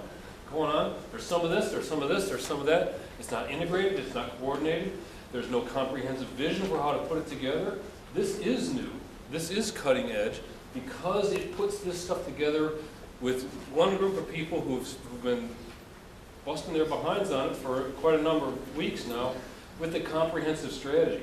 What you're talking about is somebody over here is doing this, somebody over there is doing that, and somebody over there is doing that. Is that how you want to invest your money? I think you want to invest your money in a way that has a comprehensive look at the things and uses the research and the strategies that have had research-based and evidence-based impact. And that's what we're going to give you. We're going to give you a real thoughtful assessment of how these things can work together in a comprehensive standpoint, instead of the piecemeal thing that's been going on. And if I may, sir, if you would put that as a recommendation, that you want a central area to review all this and funnel it through with the task force. But if you look at your own recommendations, you're creating another task force to look at issues. So when you're telling me that it's piecemeal, I had the same idea you did, that all this would come together. But what I was trying to say is some of these things are being done. If you look at some of your recommendations here, and I didn't want to see focus on that, I wanted to see focus on what you just said. So, okay, we can address that, I think, in our next round. Just one other clarification. I mentioned that the task force didn't identify implementation priorities for community sanctions, for example. But I can say we've recognized that we actually have a lot of options that aren't in place. I mentioned pretrial services, but another one, day reporting centers. Much cheaper than jail. They come up, they give their itinerary for the day, If it's decided there's some deficits, like a substance abuse problem, they get it right there, but it's a lot cheaper. I personally favor that idea. I also personally favor expanded electronic supervision, which hasn't closely reached its potential. I favor day fines, which you don't pay for supervision, period. We don't want supervision itself, probation is costly. So those are my personal ideas. So we talked about it, but before we brought those to you, the new things, and I understand what you're yearning for because I wanted to put them in. But again, we wanted to get the number. So you could say, you know what, that day reporting center, that would save us this as opposed to taking this step. So I respect your request for those specifics, and I really want to give them to you. But I also respect the decision of the task force that we want to give you the numbers. So you say, basically hit your head and say, these are good options. So we'll do it. Okay? Well, there's a number of expanded things in the back. Lynn has an expanded section.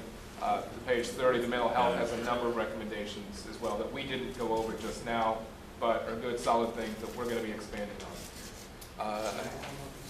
Sure. I mean, I think also to look at the situation that Bill talked about in terms of the piecemeal approach, we're also talking about looking beyond the point where people are arrested and in jail, that we need, particularly dealing with the mental health issue, we want to be able to look at preventative kind of programs that are going to keep people from being arrested. They're going to keep them outside of the system, and that's part of looking at it in a much broader way. Not simply, because to date, most of the discussion about diversion, about alternatives to incarceration and so forth, has focused on what happens to people once they're already in jail. But we have to be dealing with some of these issues before people get to jail. So that's the kind of thing we're going to be looking at when we adopt a more systemic kind of approach that we'll be able to take when we get to the final document. Okay. I think next was Alex, and I saw Holderfield. Does anybody else want to get her last? Quisenberry. I just wanted to say, I mean, I thank you to the task force. I mean, I was a proponent of creating this and not really sure what we'd end up with at this point or at the end. And I think so far you guys have done a terrific job. What you've done, I mean, Mr. James's, I agree with Mr. James's desire to see new proposals come out of this, but I also want to make sure the board's aware that part of the charter was to do an inventory of current options, which would be of use to the consultant that's coming in. And I think probably the greatest value that this task force has created is you are going to enable us to get a lot more value out of the consultant than we're bringing in than we would get if he had to come in cold without the advantage of the research that you've done and the perspective that you've provided. So I thank you very much for that. I like the fact that there are, and I wanted to sort of concur with your statement earlier about, I think a lot of the things that we need to do, we are doing a lot of things that we need to do. I mean, we are doing some pre-trial triage. We are doing, by we, I mean everybody but the county board. I mean, the state attorney, the judges, the sheriff, the supervisor of jail, public defender. I mean, I think we work, the counties, parties in the county who are responsible for this, I think do a fairly good job with limited resources, but I definitely appreciate the recommendation or the direction you're going, which is looking at ways that these things can be more holistic, can be more unified in a way that we ensure that these decisions aren't being made on an ad hoc basis, that they're really, that people, everybody who comes to the system is being treated the same to the greatest extent possible. I appreciate that. I wanted to, I wanted to comment that you mentioned earlier the potential need to extend the task force. I am wholeheartedly in support of that. I mean, the county board gets paid very little, but you get paid nothing. And if you're willing to continue to work for us and continue to do the good work that you're doing, as far as I'm concerned, we can extend this as long as Mr. Richards feels is appropriate. I would, though, ask that, I would point out that this would be a good time to look at the charter of the task force. I mean, we very clearly specified what we were asking you to look at. And I realize this was in the context of an adult corrections, this was in an adult corrections context, but obviously there are a lot of things that don't fall under adult corrections that influence adult corrections. I mean, for example, programs in the schools, youth programs, the juvenile justice system, some of whose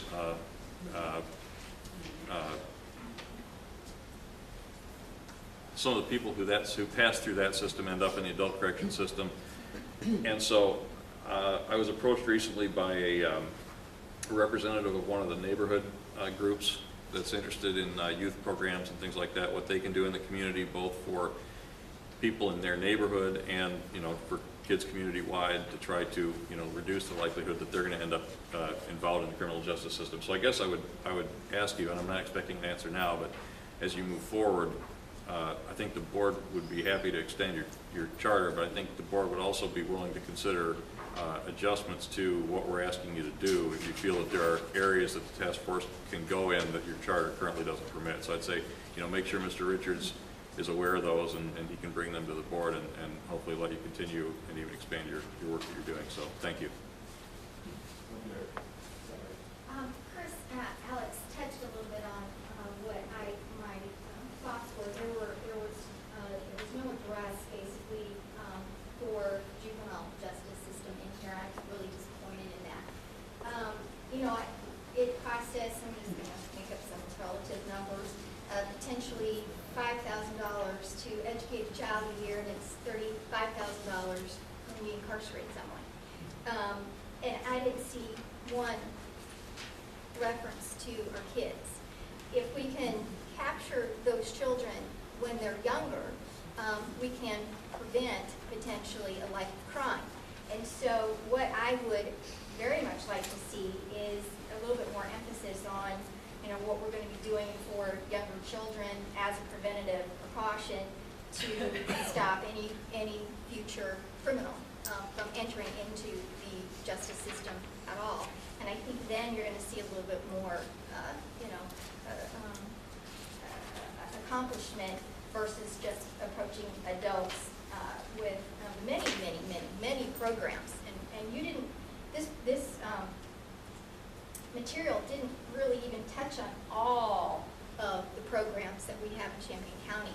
We have a pamphlet that's an 8.5 by 11, 2-column wide, in all of the different programs that we have in Champaign County, profit, non-for-profit, that are available to individuals in Champaign County.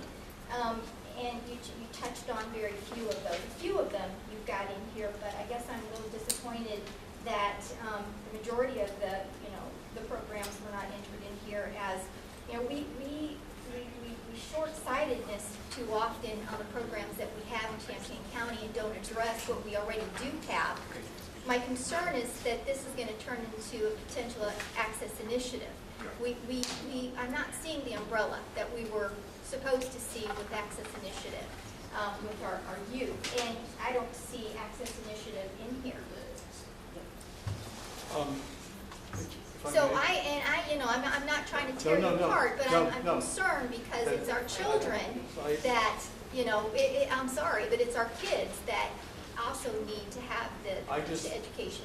I just wanted to let you know that the help book and the help book online, the booklet you're talking about, is mentioned in here as a resource, that there is a 211 information and referral system that's being established.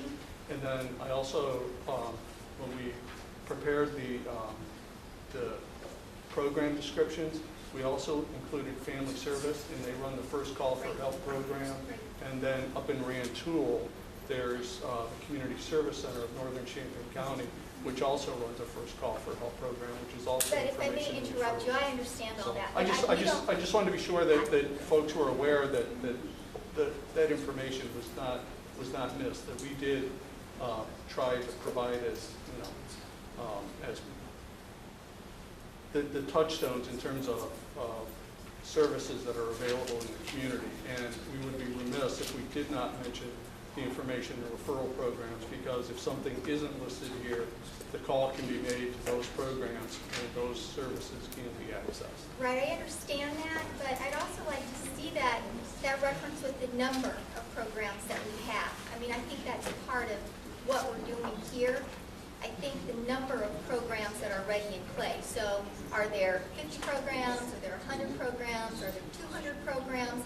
I think that that's something that, sure you can get online, but I think you should should actually reference the number of programs that we currently have to date in Champaign County. Thank you. We talk about those community resources on page 34. I think that partially gets at what you were putting at. And we agree with you on the juvenile programs. We didn't really think that was part of our charge, and we agree that it should be extended because you're absolutely right. The data shows that the easiest way to reduce recidivism is to keep children out of the criminal justice system in the first place.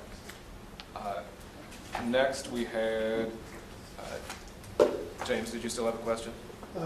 Yeah, I'm just going to add a few more comments.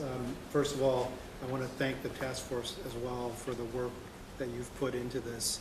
It's clear that you've spent a lot of time. I guess I had similar questions to what Stan voiced, but what I'm hearing is that you're going to defer that work to ILPP, that how do these things correlate, your recommendations to what's actually going on. You're going to let ILPP evaluate how much we're going down that path and how much more we could go down that path. Is that fair to say? I don't think so.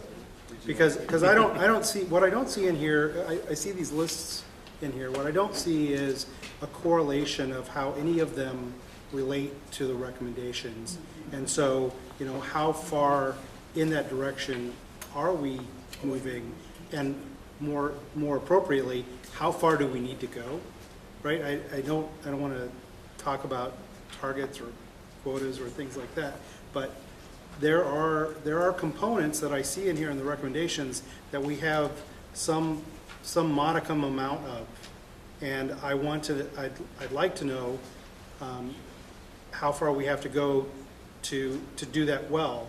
And if you're not going to help us figure out that quantification of where we are on that spectrum, then I'm assuming you're deferring to ILPP to do that. I appreciate your comments. I'm Sheila Ferguson. I represent NAMI on the task force. NAMI is the National Alliance for Mentally Ill. It's made up of family members and as well as loved ones with mental illness. I'm also the executive director of Community Elements, the mental health and behavioral health organization here in town. I just want to make a comment because I think you're all touching on something that certainly I felt over the course of the task force. I think everybody sees the task force as being able to do something very specific from their point of view. And what has been difficult is during the time in which the nominations were being made, NAMI asked me to support their point of view on the adult jail and really around the building itself and how do you best use the money and the resources and what they were seeing amongst their loved ones. So that's how I felt I could contribute.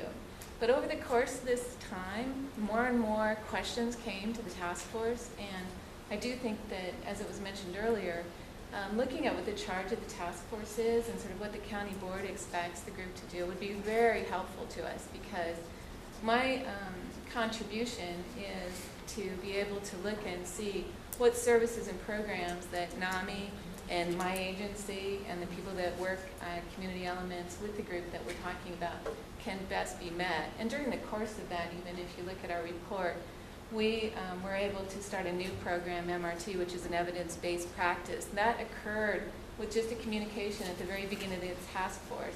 And the sheriff and the county board, the mental health board, we found some resources to train people and put those in practice. And so I'm mentioning this only because I think that it would be very helpful to know exactly what the county board would like the group to do. And then I know that it's time for us to end and with maybe a new task force to start. But then the folks on the task force, or perhaps people in the community that could be considered, might be a different group than what you see here today. If we're looking at issues related to race, we might have a different configuration. And in terms of what the county wants, I think there could be some really good work done if we've given just a little bit more guidance about it and allowed to take a look and revisit that. If I could, I appreciate your comments, but Michael, could you speak to what I'm asking as far as? I think Lynn can. Yeah. Okay, thank you. Okay. Here's what we need from the consultant, and we hope we get it. And when I say we, I mean the county.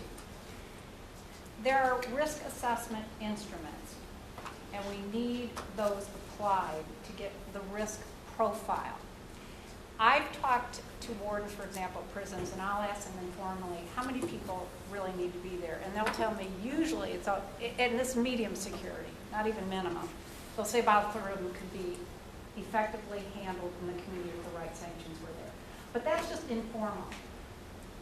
To do this properly, you need application of the risk assessment tool. That's not something we would do. The consultant, if you got the right consultant, will go in there and give us that data. Now, in terms of handing over the recommendations, well, we think you should have a day reporting center. I really don't know what the consultant will do, but the reality is this. What we're looking at right now are the range of options in between. Think about it. I think, again, sometimes we have our trouble putting our head around this. So think about the medical analogy. Think about if you walked into a hospital and they said, we can do two things for you. We can do cardiac surgery or give you an aspirin. Well, you wouldn't want, that just doesn't work. It's not effective. And so think about all the things in between. And the reality is sometimes 3 different ones would work well. It may be the day reporting center would work fine, but actually this 6-month period of intensive supervision is cheaper and actually would work well, a lot of times in the intermediate range. So we will bring recommendations on that. The consultant may also have recommendations. I don't know. I'm hoping the consultant doesn't give you boilerplate, and that's why we have highlighted some priority tasks, because we need some data to complete what I'm hearing you want.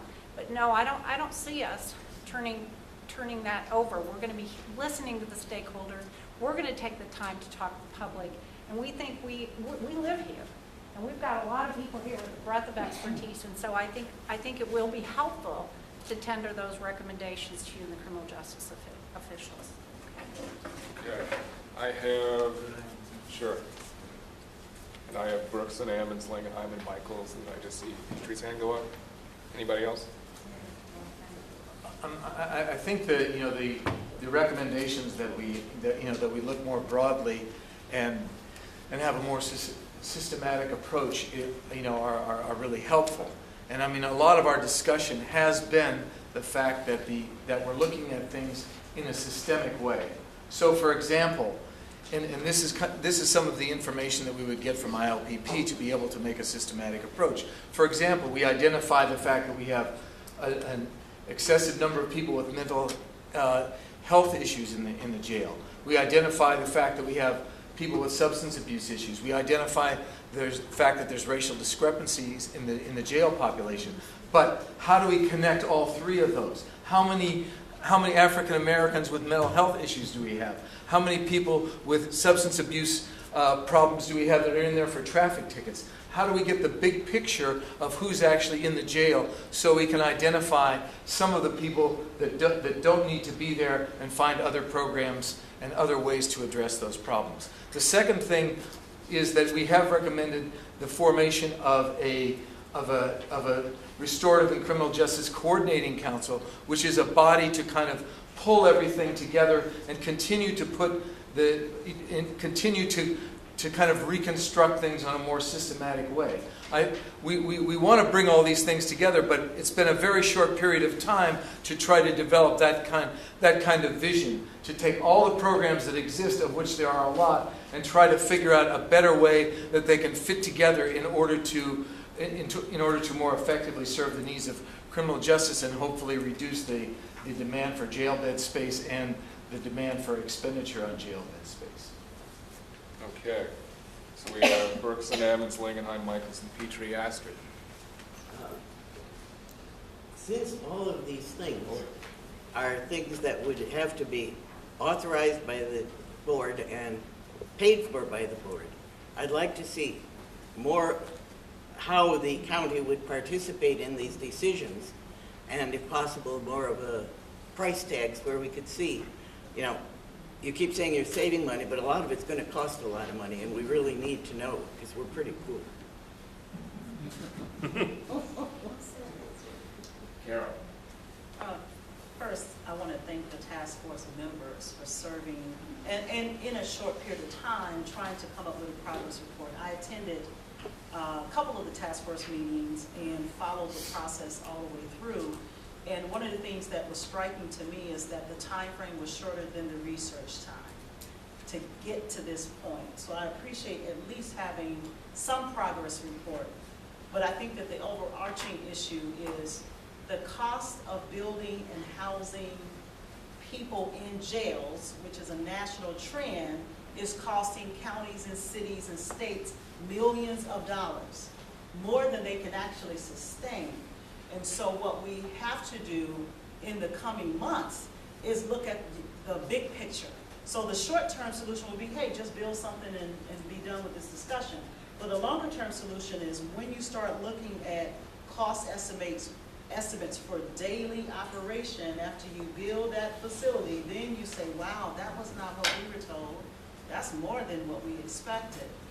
We have to look at the bigger picture, and I think that's what the commission's initial task was. I'll also say that the commission, once this commission, or the task force was put together, it wasn't put together to deal with juvenile issues whatsoever, not at all.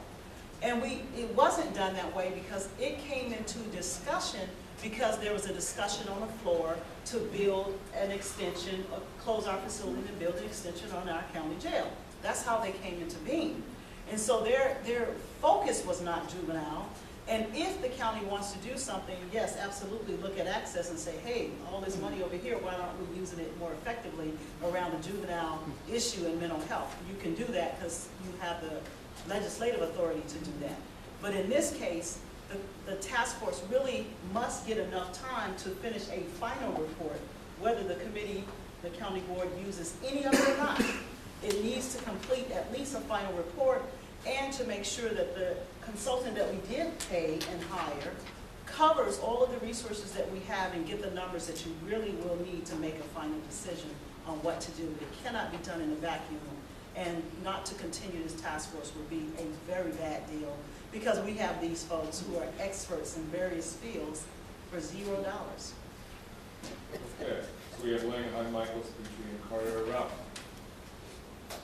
You're on the one. You're on the list. Ralph's up now.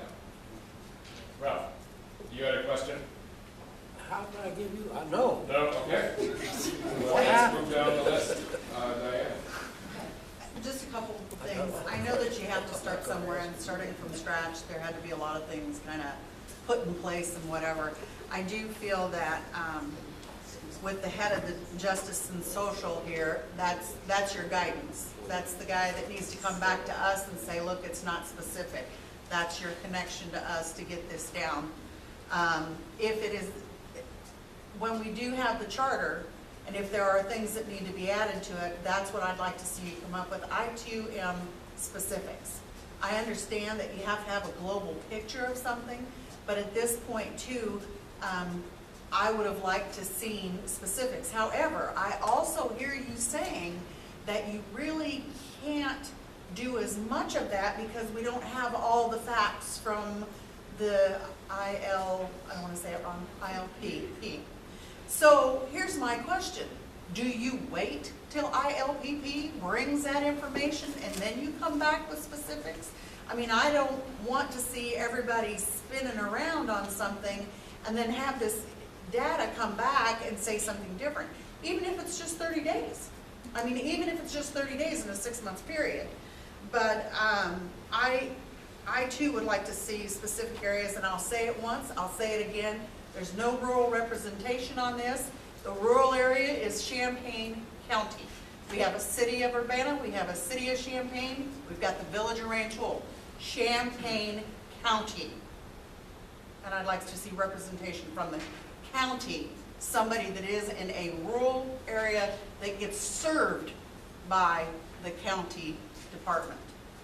Well, Diane, we have 3 vacancies that are going to be on this commission with people who are not going to be continuing, and I think that is a great oversight to plug. So well, when I said it the first time, you guys said there was somebody there. I brought it up in the beginning, and it was whoever you picked, and that's good because I understand there has to be a start somewhere.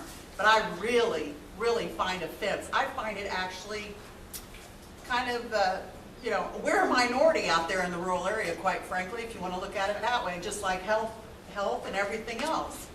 So please, there's a lot of things that happen out in the rural area that these people are going into the county jails. Okay. Petrie. Thank you.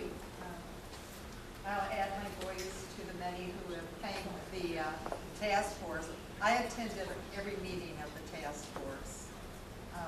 So some of the, maybe what you perceive as gaps don't seem so gappy to me, because I really sat there and listened to their process. I didn't participate because I'm not a member of the task force, but I did listen.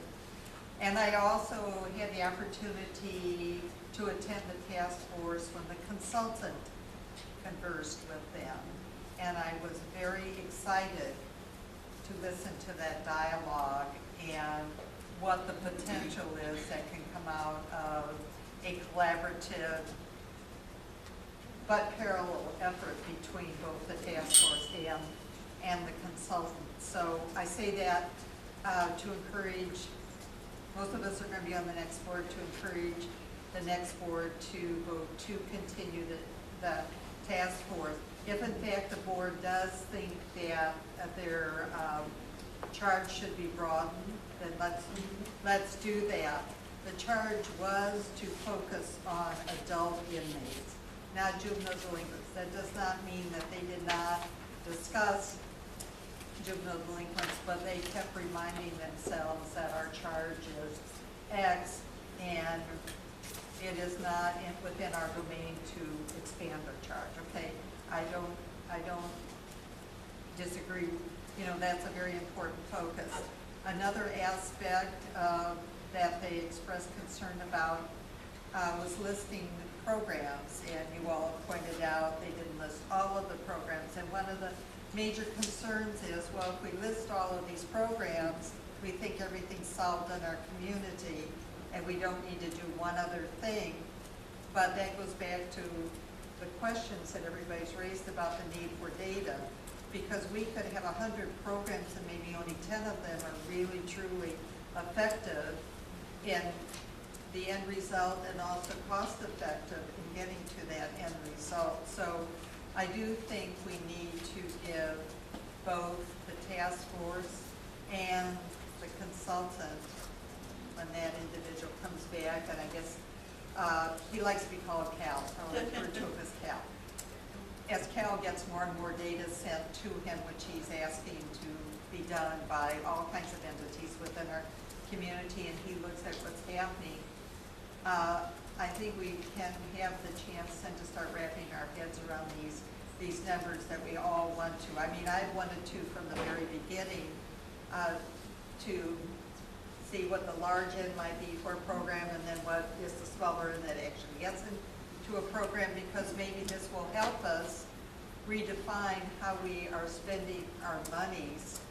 Not that we increase the amount spent, but redirect how we are spending all our monies, because Astrid mentioned we don't have extra monies to put into the pot, but maybe we can redirect those. So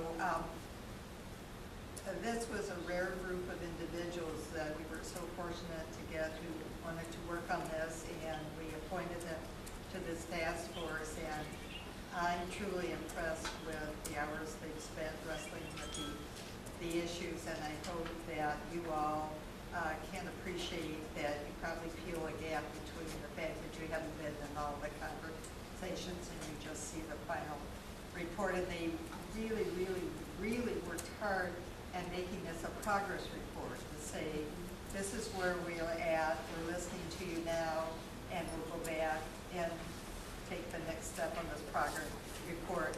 This isn't a final report. They really wanted to start the conversation. Thank you. Julian Rappaport. Hi, Julian Rappaport. I just want to say a couple things. First of all, maybe it's obvious by now, this report is intended to be a progress report on purpose. So from my point of view, what we're hearing is very informative and useful for the task force. I think we'll have a better understanding of the kinds of concerns that county board members have. I want to say, just as a side comment here, I was the president of the county board of health for 5 years. I was on it, and just want you to know I'm worried about the county. I want the county I didn't to say that, and I appreciate that, and I understand you're there for a specific purpose because you have that background. But I also would like to see some rural representation, because there are a lot of rural people I that are in understand, the and that's county entirely jail. up So to that's you. totally different. That's entirely up to you who gets appointed to. And Julian does live But in an that's not what unincorporated area. The main thing I want to comment on here, besides appreciating the feedback, although there's a little bit of, I'm not exactly sure what's in the air here, but short of commenting on what's in the air, you have a lot of services in Champaign County. You can make a list that's very long, and that's not the same as services that are accessible and useful to the target population that you are concerned about when you're talking about the people who end up in the county jail. So there's one of the problems that I think we're going to discover is that having a lot of services isn't the same as having an integrated set of services, and it isn't necessarily the same as getting the people who need the services to the services. So the problem of access is going to be real. And one way that you can start to think about this is that, and it's a perfectly reasonable question to say, can we afford whatever I'm going to say? I'm going to say one of the things that I think you're going to discover, I have no idea what the consultant's going to say. It'll be interesting to see how that meshes with what we're saying. I hope you'll encourage the consultant to keep talking to us. But one of the things that a system needs like this, and it's done in lots of places, are people called case managers. That is, that someone that takes responsibility for assisting the individuals who need the services, not simply by referral and hoping they show up, but by actually figuring out how to track them into the system and get them connected to the services that they need. Now, that wouldn't be free. That is, if one had case managers, you'd have to pay people. I think what you would discover is that if you have an effective case management system that moves people to the services they need and assists them in figuring out how to get there. Sometimes people want to reject the services that are available. So sometimes they need particular kinds of encouragement to get there. If you have a system that is attempting to do that, I believe what you're going to discover, and I think that the consultant's data will verify this, what you'll see is that as people are case managed so that they get to the services they need, the need for jail services is going to go down.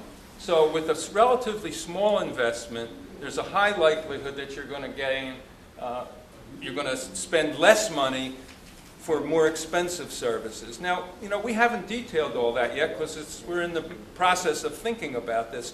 But just to give you some general idea of the way that we're thinking. So when we're talking about a coordinating council, that's part of what we have in mind.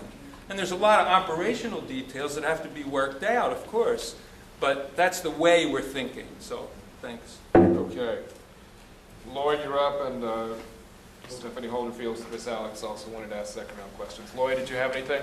Yeah, and I'm gonna be brief because it's getting bedtime. But thank you all. I know he's trying to do something, but listen at the old man. We a little bit too high. We need to start down with the past. See, when these guys get up in jail, they gone.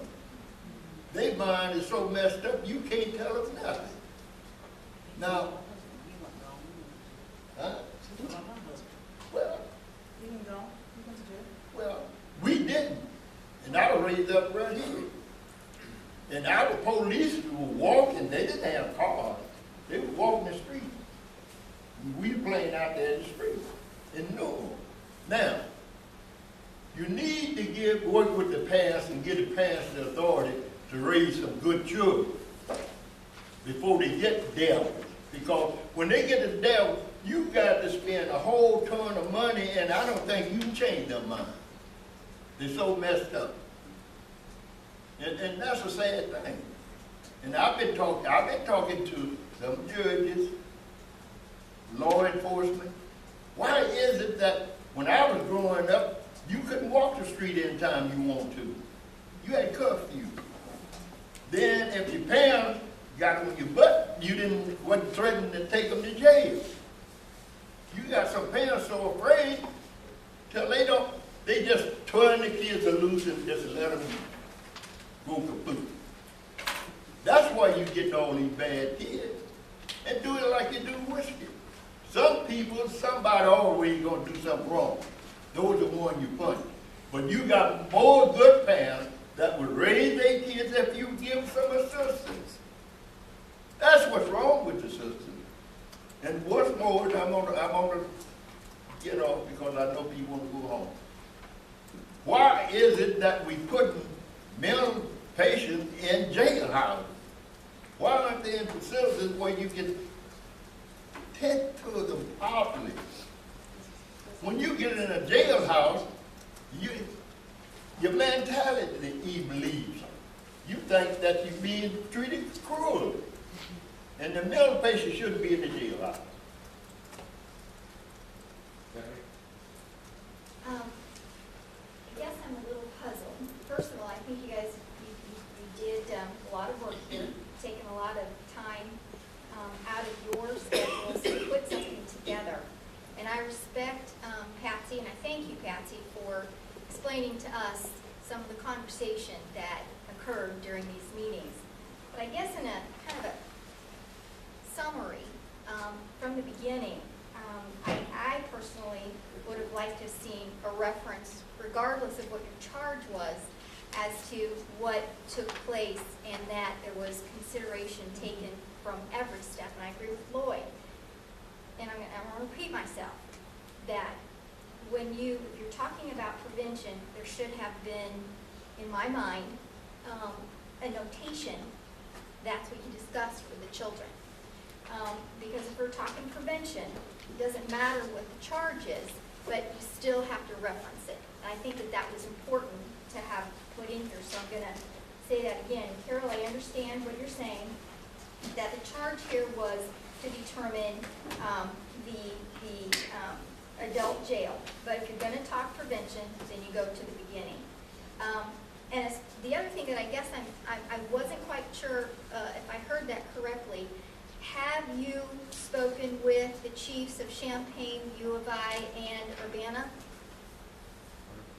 Okay. Okay, and so when I spoke to them, they said that space was the biggest concern. I realize that you're looking at programs to implement, but again, we reference, and there was, Ms. Rappaport mentioned that there are multiple services that don't connect, and so maybe there are services that don't need to be. Maybe there's some services that we have an overlap on, and I guess we didn't really see, I didn't see that was referenced, as well as, you know, some of the programs aren't working that we currently have, and the ones that to me seem to be working have actually been referenced. To Ms. Michael's point of county-wide, rural area, not having any representation, I have served on county-wide boards, and I have the same complaint, is that the rural areas do not have a voice, regardless of whether or not you have someone that was with the county. I've seen it too often, and I've been very upset for the fact that rural representation is void. And that shouldn't be happening, because there's crime and bad crime in rural areas. So if you're going to be addressing an issue of adult incarceration, remember, it's happening in the rural areas, and they have to have representation. Champaign and Urbana constantly get the attention because they're the big boys of town, but we are comprised of a county-wide region. And so I would charge you, if this is a committee that is going to move forward, advisory board, that you seek someone, or a couple of people at least, from the rural area to be a part of this board, so that there is an actual voice for the people that live outside of the cities of Champaign and Urbana. We've got St. Joe, we've got Mahomet, Rantoul, we've got Fisher, we've got Ludlow. We've got a lot of area. Ludlow's got a lot of issues. There's nobody that's really representing those rural areas. So, thank you for the work that you've done. And if you weren't given a directive, I'm mistaken, because I thought we did give you a directive. So, and as professionals, in the work that you do, you know, I would hope that you will have some mention of prevention with the younger groups that are a part of our county. Okay, we've got Alex, James, and Betts. Be very brief. I just want to, I think we have to be very careful about making comments to the effect that, you know, the county has no money to spend on criminal justice. And I think we have to put this in perspective. The county spends a lot of money on criminal justice. The county spends more than half of our budget on criminal justice.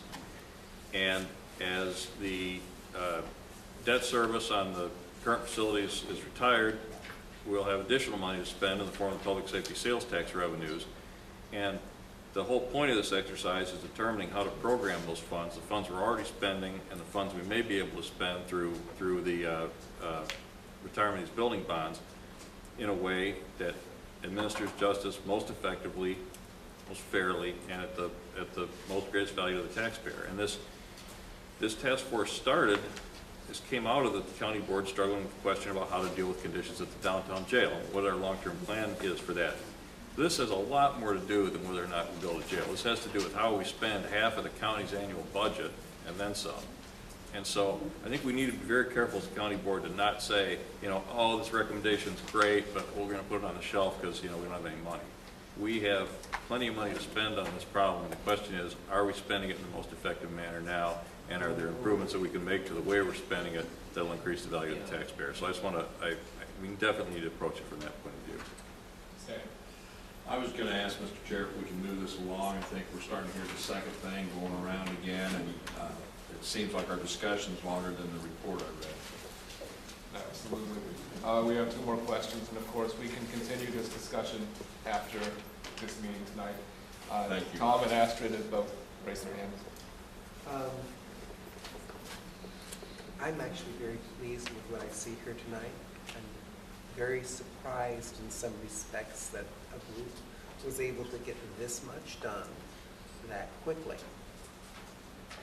Given a fairly vague charter, for lack of a better word, it's not easy to hold anything like that together. For me, I've been in the criminal justice system for 32 years, and before that was involved in other aspects of it, I see nothing here that's actually brand spanking new in terms of the field of criminal justice. Many of these are programs that have existed for a long time in other communities. Some of them exist in various forms here. We're not breaking a lot of new ground in terms of alternatives to incarceration. Restorative justice is a relatively recent phenomenon as an institutionalized bureaucracy, which it does become that in some instances. It is not without its problems. There is a blowback to all of these alternatives.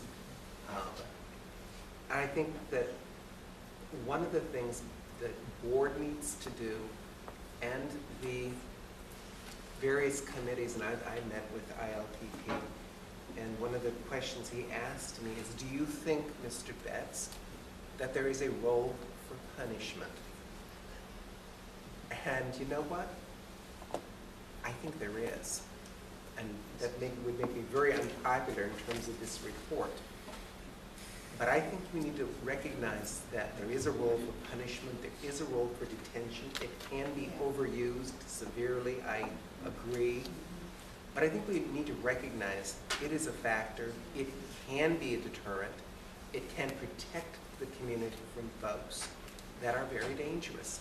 And I think that it may be beyond the philosophical scope of this committee to address the role and functions of punishment in contemporary America. But I think you do need to recognize that out there in the larger community, there are folks, and I don't care whether you're in Urbana, Champaign, Red Tool, rural, unincorporated Champaign County, or Timbuktu, there is a very deep, profound element that believes in the idea of punishment. It is as ancient as any concept that we have in Western or Eastern culture for that matter. Don't underestimate its function, its overuse, and its underuse. It's there, it's very real. I think I happen to be a person who believes it is overused in many instances, but I don't want us to take the view of it's inappropriate in all instances.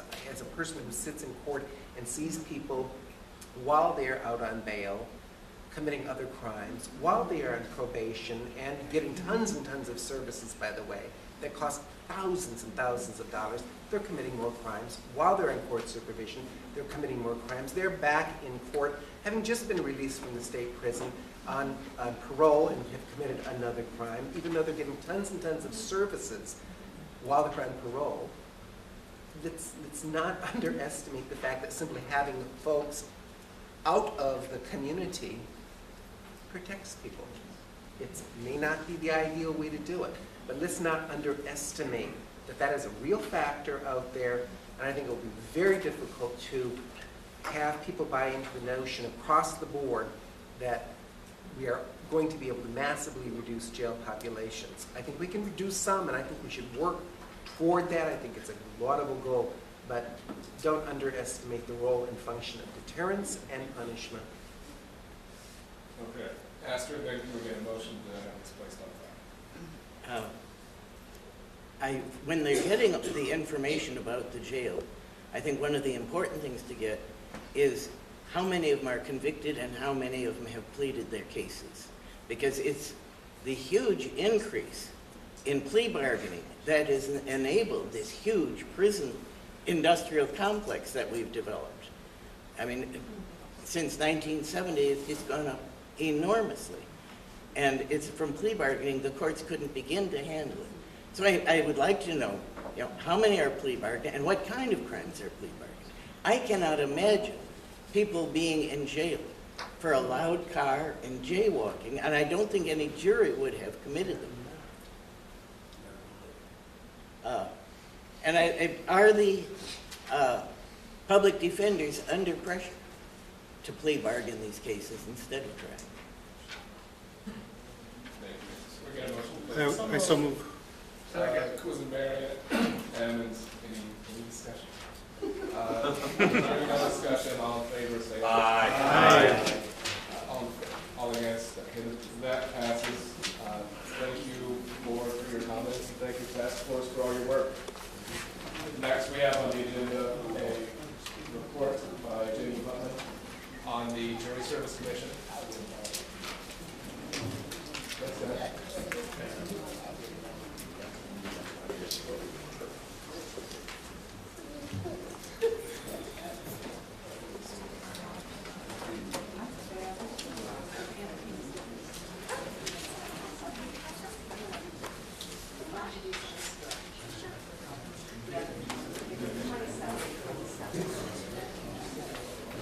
Oh, thank you very much.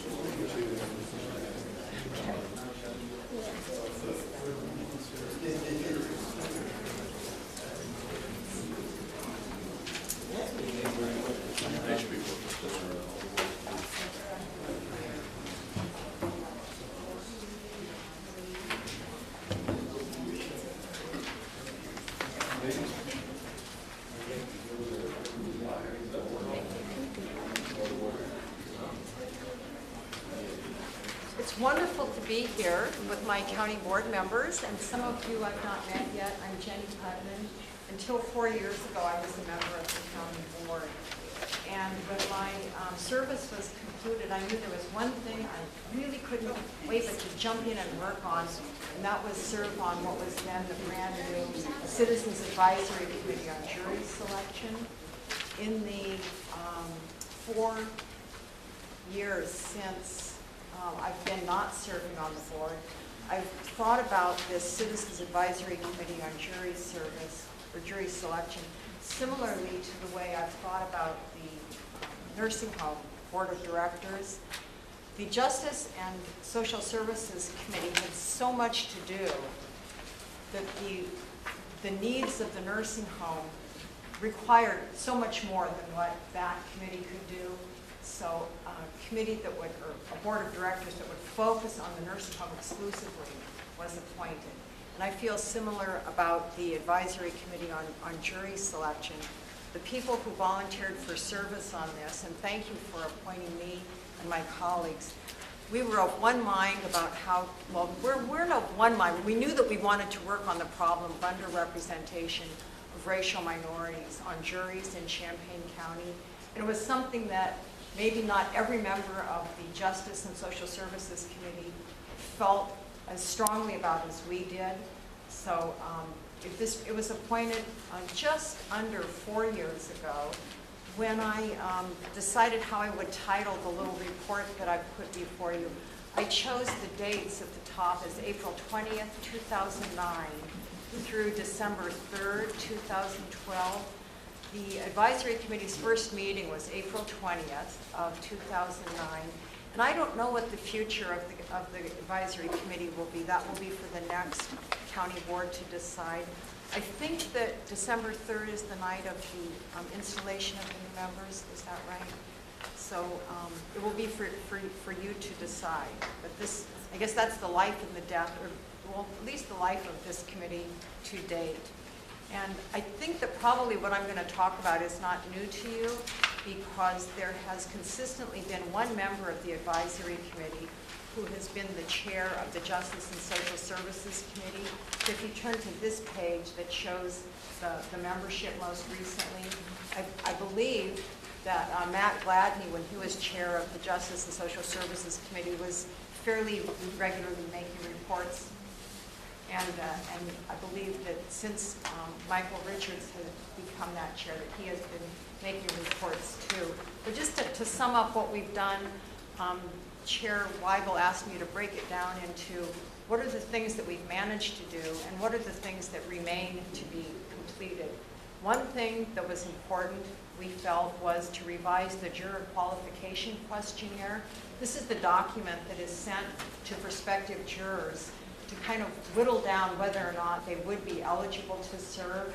And for decades and decades, there were questions on the juror qualification questionnaire that we believe discouraged some prospective jurors from even answering it. They were questions such as, have you or a close family member ever been involved in an auto accident? Or are you or a close family member currently charged with committing a criminal offense? We felt that some people, if reading those questionnaires, they said, you know what, I don't think I want to go any further. I don't think this is something I'm interested in. Or are you or a close family member on probation or parole? Or have you or a close family member been a victim of crime? Judge DeFanis, who was a consistent, regularly attending member of our committee and attended all of the meetings, he ruled, no, we don't have to ask those questions on a juror qualification questionnaire. Those might be questions that could be answered in court during voir dire questioning, but when we're trying to assemble a team of representative men and women of Champaign County, we could do without those questions. So in the revised questionnaire, questions that might alienate some prospective jurors have been eliminated. And we did other things to try to make that qualification questionnaire more user-friendly. In addition, Judge DeFanis, with a little group editing and teamwork, wrote letters to the prospective jurors, and I've included the 2 letters in the material that is before you. I'm very pleased that the first letter stresses that your participation ensures that trials are decided by a jury of one's peers, the foundation of the American justice system. And his letter is worded with respect, and it's diplomatic, and it thanks the citizens in advance. This letter wasn't always sent with the juror qualification questionnaire. I'm pleased that it has been. A second letter was sent. We get a lot of non-response to the juror qualification questionnaire. So at the urging of the committee, Judge DeFanis drafted a second letter, and it's also written in a respectful tone if you want to take a look at the 3 paragraphs there. But he does stress that your failure to complete and return the questionnaire may result in your prosecution for indirect contempt of court. He's getting stern, but he's reminding people, we really need you to sign this. You've got a pre-stamped envelope. Please return it. Now, I'm a person who doesn't like to waste one side of the paper, so I included this just because I didn't want to send out a blank page. But this is an example of what Judge DeFanis decided not to do. This is a judge in Kankakee County who decided to get tough with scofflaws, but Judge DeFanis' reasoning is, I don't want to arrest my jury into the jury box. So I happen to approve of Judge DeFanis' technique that we want willing jurors, 12 willing men and women, and an alternate, not people who've been busted into the jury box. You'll see the announcement that pretty much sets out what our mission was.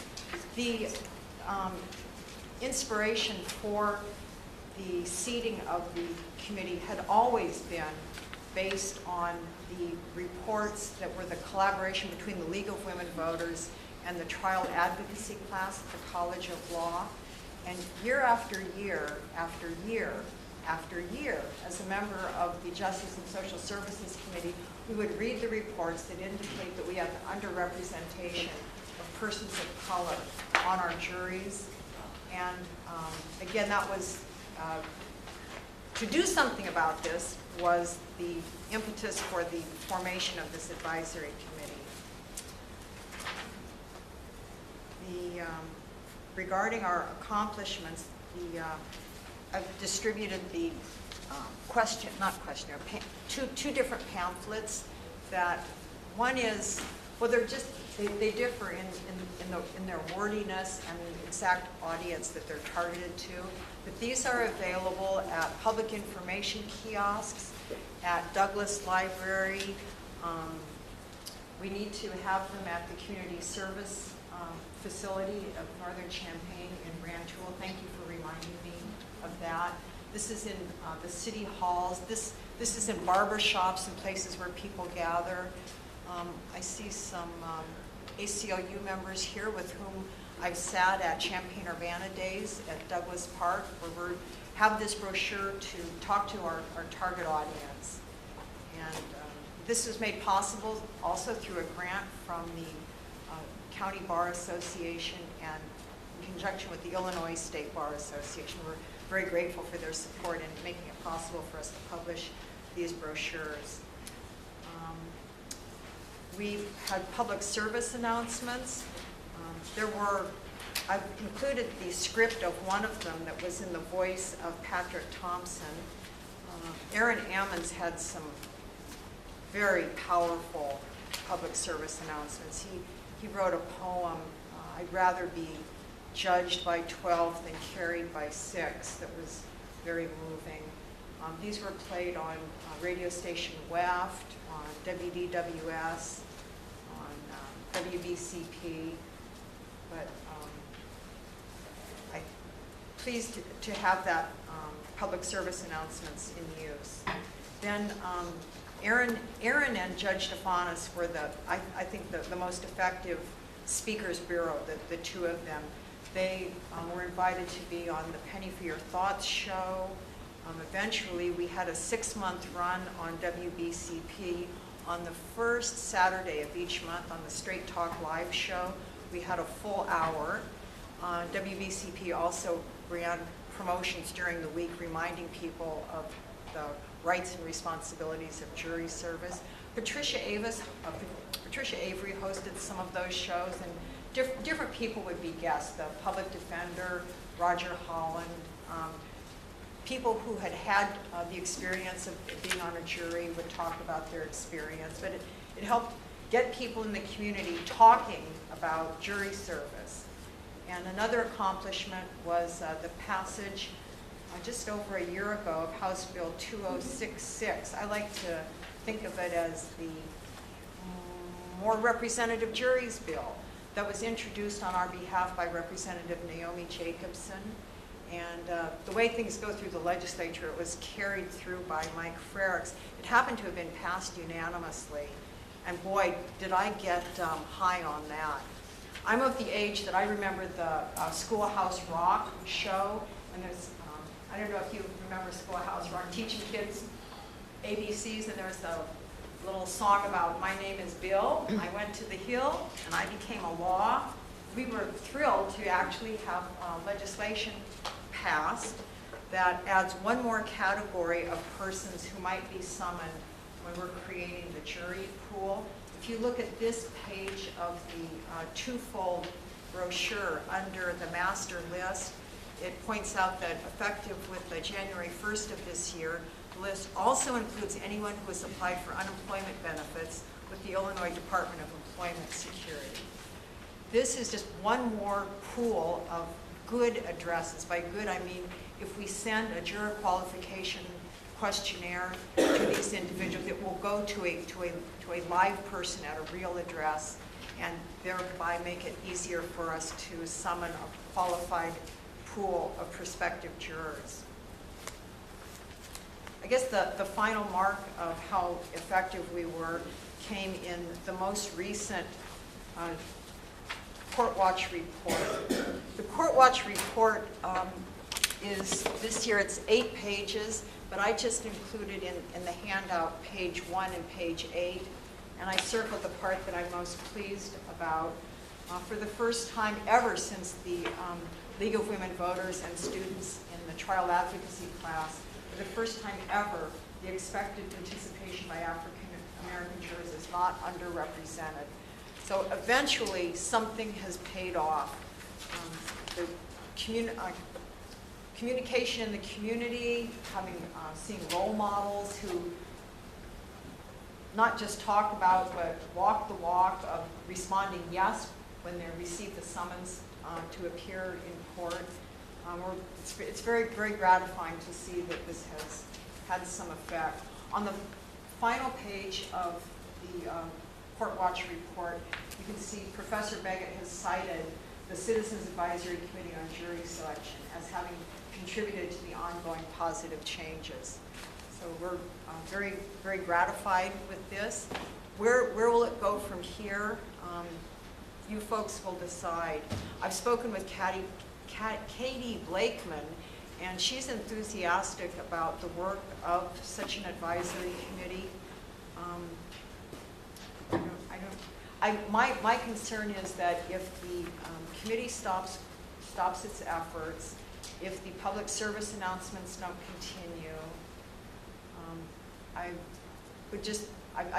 not optimistic about what will happen if the work continues. But with Katie's enthusiasm, maybe it's something that her office would like to support. I hope so. You folks have questions for me? So anybody have any questions for Jenny? Well, don't we need to move and place the report on file first and then have questions? Is that a motion? That is a motion. Second. It's with James and is that Mercy seconding that? Quisenberry. Is there any discussion? Do we have any questions on the report for Jenny? I guess I'll make a comment, Jenny. I think what you're doing is well, and you've served that, but when you brought up about school, I wasn't fortunate enough. My parents were so menial jobs that we didn't have TV when I was younger. But most of the things I learned, I did have TV. Most of the things I learned was in school, and I think that we really, all these things that I hear all the time, and it's great, but you just said if we don't continue the efforts, you may be a little bit dismayed, but it should be our civic duty. I mean, we shouldn't need people telling us all the time, these are the things to be a good citizen. And we need to take a deep breath and say, where are we failing overall? And Lloyd has alluded to that several times, and I agree with him. It's not for all of us to always beat people over the head and say, here's the right thing to do. They got to want to do it. So that's my comment. Any other questions or comments on this section? All in favor of putting this report on file, say aye. Aye. All opposed? That passes.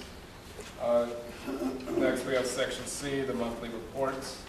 I'll make an omnibus motion to place all those on, receive and place them on We file. have an omnibus motion to put that on file. Hoderfield seconded that. Is there any questions or comments on the monthly reports from the agencies? All in favor of putting those on file, say aye. Aye. All opposed, same. That passes. There's no chair's report this month. I think we pretty much covered everything the justice system does tonight. These do not need to be on the consent agenda or on to the regular meeting. That concludes justice. Thank you. Okay, last but not least, we have item number 9, finance, and with that, we invite Dan to take the podium and give us the treasurer's report. Dan?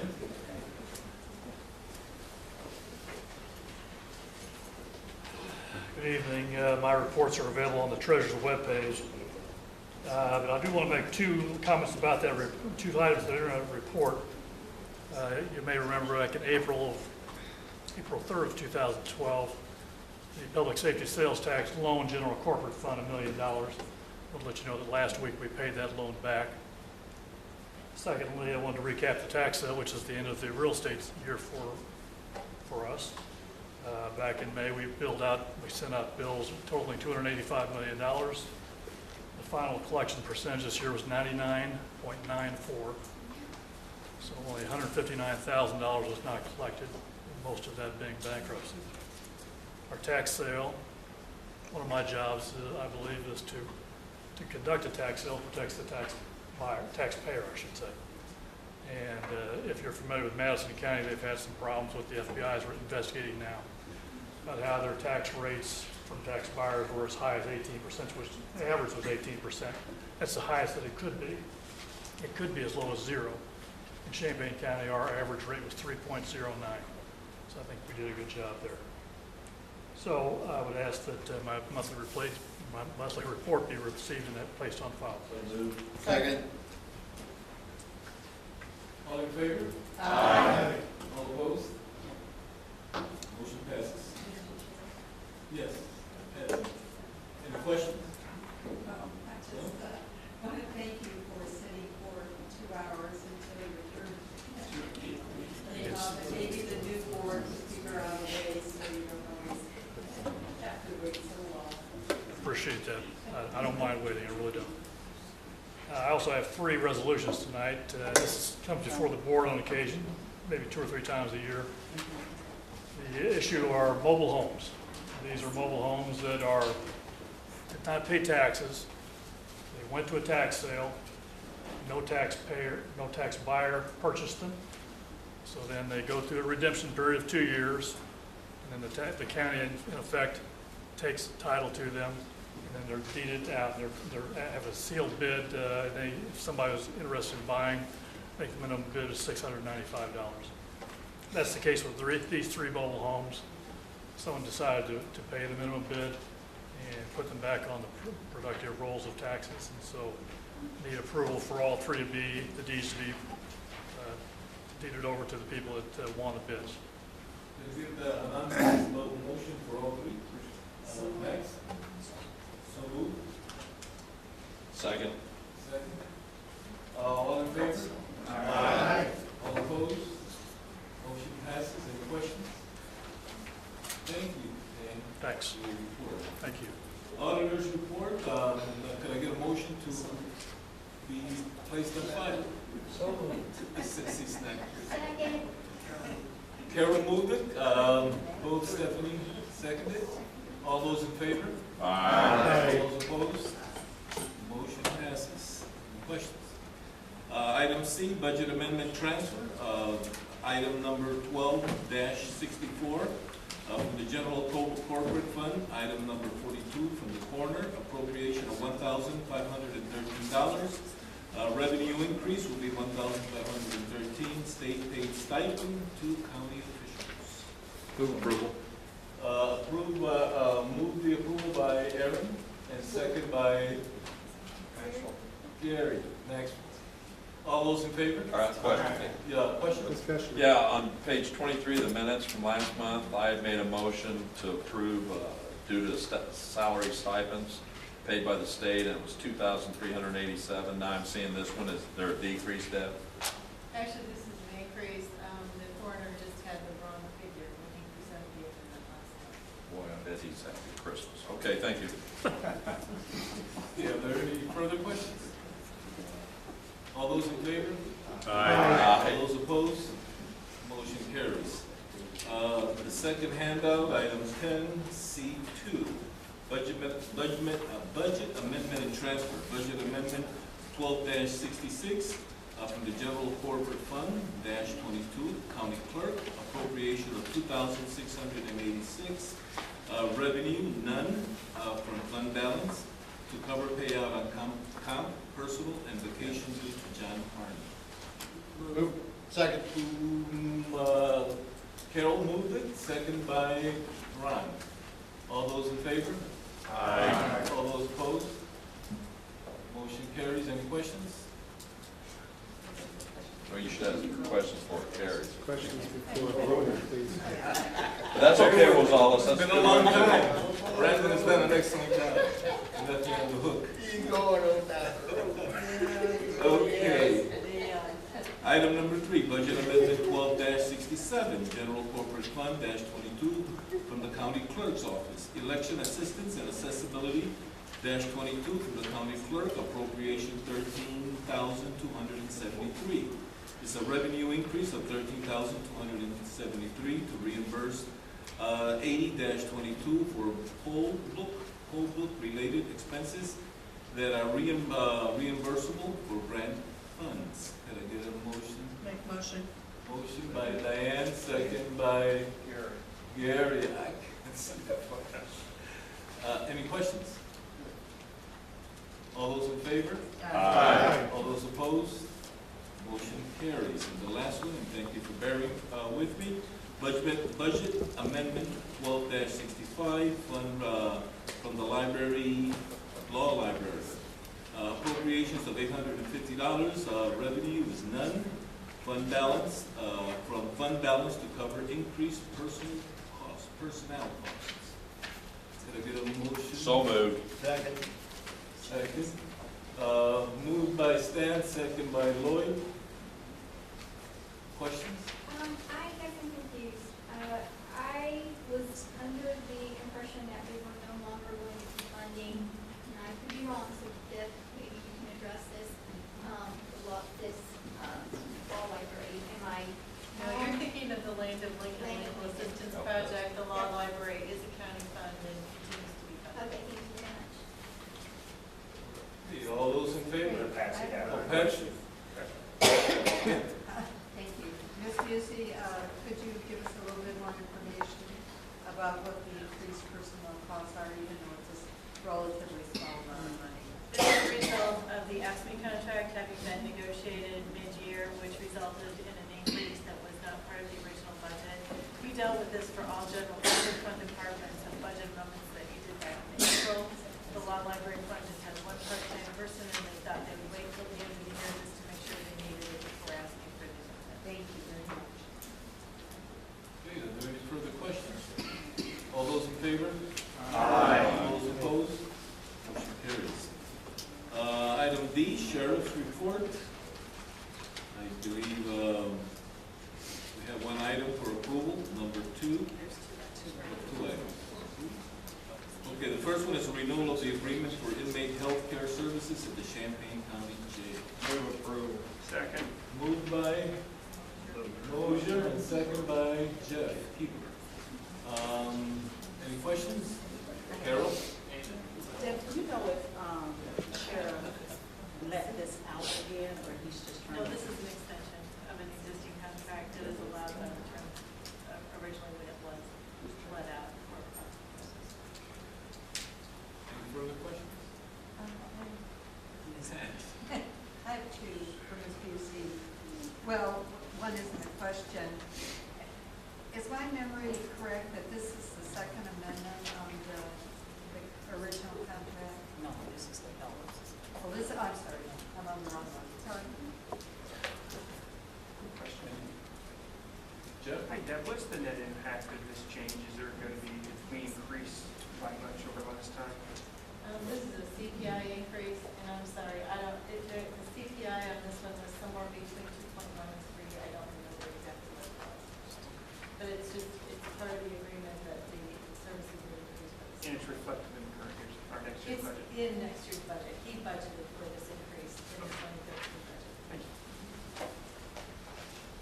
Patsy? Just No, check, it's- just check. Next one, next one's my question. Move approval for this. Pardon? You're in. Okay, all those in favor? Aye. All those opposed? Motion carries. Item number two, approval of amendment number 2 to the operating agreement for the inmate food services. So moved. Moved by Aaron, second by Stephanie. Any comments, questions? Now, Patsy, these now. are mine. Okay, this is the second amendment to that original agreement. Is that accurate? I believe that's correct. Is this a normal pattern with this company? I'm sorry, I can't answer that question. I mean, this is an agreement that the sheriff and the county has with this vendor, and it's an extension of the current agreement to continue providing the services. And is the increase of cost, the sheriff's budget? It is budgeted for next year. Thank you.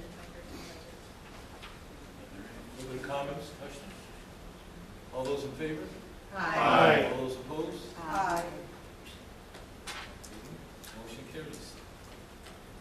Then, item number E, or item E, county administrator. Okay, you have the budget projection reports at your desk this evening, and I will be very brief. The revenue picture is looking substantially the same, which is still solid if you consider, when you look at that one line halfway down where we received $500,000 of this year's money in last year's budget, and we're now projecting that our revenue will be a shortfall of about $420,000. Overall, that's fairly healthy. We're very definitely underperforming in general government, which is our fees revenues, anticipated to come in at $364,000 less than what was originally budgeted this year. We have accounted for that in the 2013 budget, so the fees budget will not be as large in 2013. Expenditures are going up as we get closer to the end of the fiscal year, more than they have in the last couple of years. So that right now, it looks like we will underspend in personnel, probably overspend in commodities and underspend in services, for a total underspending of $500,000, but we would be spending 98.5% of the total expenditure budget as it stands today. And in summary, it looks like, based on the projected, that we should still end this year revenue positive, which is a very good thing, but at less than what we have been seeing in previous monthly reports, where it would only be revenue positive by about $57,000. Still ending with a fund balance total of 13.17%. We subtract out the nursing home outstanding loan, and the fund balance is at 12.1%, which is very close to our fund balance goal. The budget change report is also presented for your information, and I would just ask, unless you have questions, that these be received in person. So moved. Second. Moved by James and second by Carol. All those in favor? Aye. All those opposed? Motion carries. And items, let me see here, other business, there's none? Oh, I'm not Oh, done. you said- There you go, Rosales. The next item is something that you approved under policy this evening, and that is the approval of the reclassification of the lead tax extension specialist position to grade range I to be effective on December 1st. And I would ask for the Finance Committee's recommendation to the county board to enact that. So moved. Second. Moved by Aaron, second by, who's that? Ron. Any questions? Nancy? All those in favor? Aye. All those opposed? Motion carries. Okay, the next item is also something that you dealt with under policy tonight, and that has to do with the municipal aggregation fee. This is a recommendation to the Finance Committee that you do specify where the revenue will be deposited and how it will be spent. And you can see the recommendation there is that the fee would be deposited into the county's capital asset replacement fund to be used explicitly for energy efficiency improvements for the county's facilities. So moved. Move by Quisenberry, second by Askew. Any questions? Well, I just got a comment, and I see what you've written here, Deb, about energy systems and everything, but could we not include that to include doors, windows, and roofs? When we say energy efficiency improvements, I Yeah. think it covers anything that will improve the energy efficiency of the building. Okay. It could be a roof. It Okay, could be- windows, yeah. doors, okay. I just want to make sure, because I know Patsy will argue with me. Jeff? One of the things I'm concerned about is, again, trying to come up with that $90,000 fund that's just sitting there. It sounds like it's explicitly used. Just want to confirm, there's no way, shape, or form that anybody can use this fund for anything else, right? That verbiage means it's absolutely crystal clear, it cannot be used for any other fund, correct? Unless you, the county board, authorize it to be used for something else. So And I would future also boards. say that the $90,000 is estimated, so we will make sure that we tie that line item of revenue to actual expenditure that correlates to it. And you'll see it.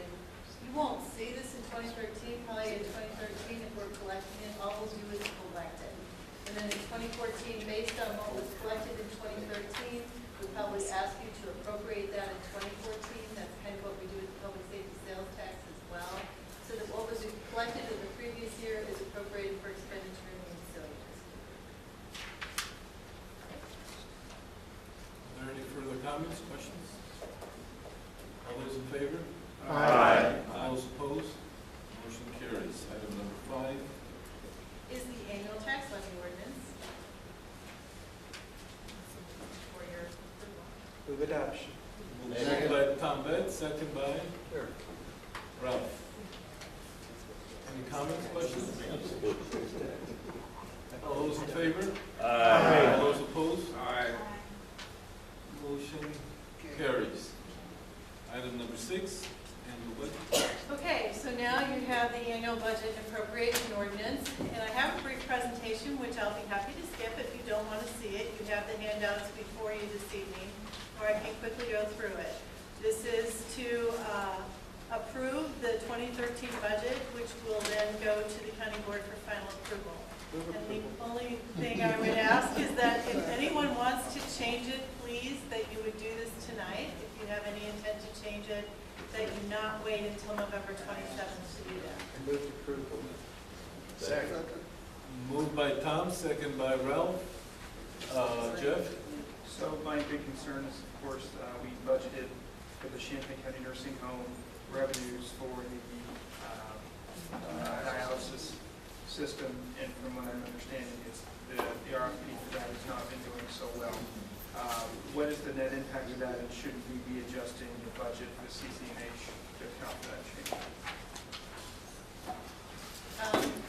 Or can we adjust the budget for CCNH to account for that change? Quite frankly, in many of your department budget, we budget for what we expect, and if that doesn't happen, then we don't spend and we don't receive accordingly. And particularly with the nursing home fund, I'm fairly confident that if you want that budget to be amended, there are other unknowns with regard to that budget. And it's very difficult to be 100% specific, but if you want that to be taken out, I can't do that. That would have to be prepared and presented to you by NPA, because I don't know specifically everything that is included.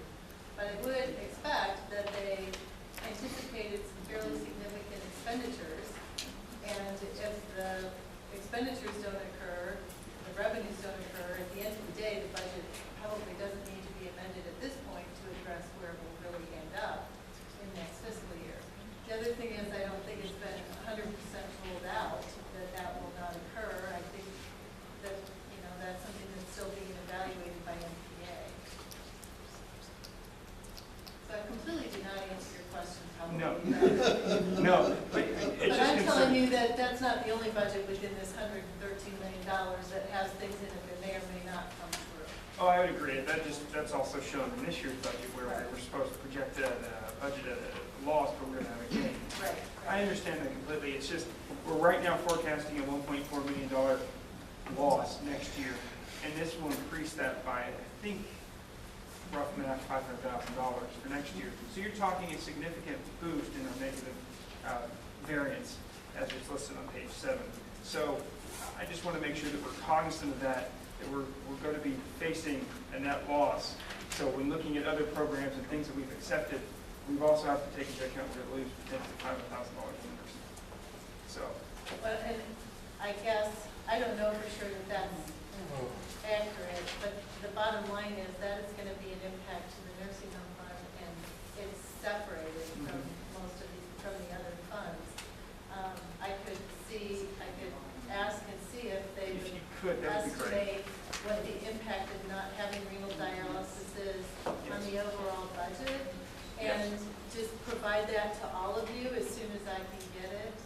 If you could, because that parlays directly into the resolution of the tax anticipation notes and their overall cash flow and things that we do for the nursing home that we have to keep doing just to make sure that it's being able to operate efficiently. This is just one more thing that I think we just need to be on the ball about for next year.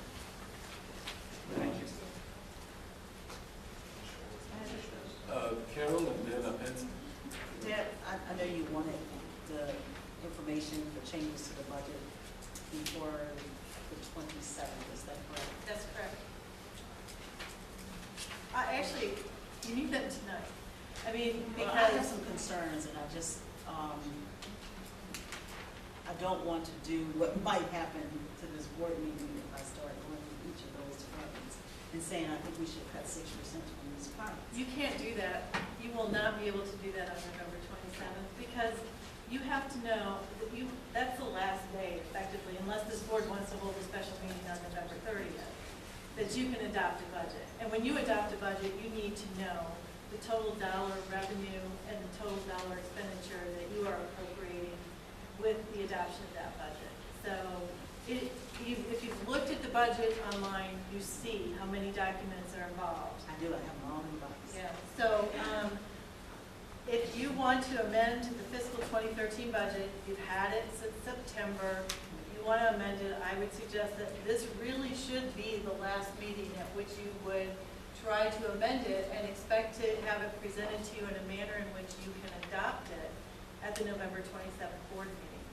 Well, I do know that in some instances, budgets are not adopted when you really want them to, because you have to look at, as I think what was brought up by Mr. Kibler, and I think it's true, that we should not pass a budget with a negative variance in the beginning, when you can look at balancing that budget now, as opposed to expecting some massive deficit and not including other deficits that you may receive in 2013 from state fiscal problems and all of these other issues that you've not considered. So to pass a negative budget doesn't make a whole lot of sense to me when you can't cut it. And I understand, I've had them for a while, but I also was on medical, and I haven't had an opportunity to be in this discussion with these board members.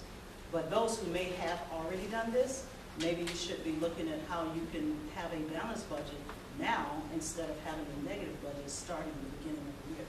If I may address that, the $1.37 million deficit is addressed in this presentation that you had before you tonight. And quite frankly, the portion of that deficit that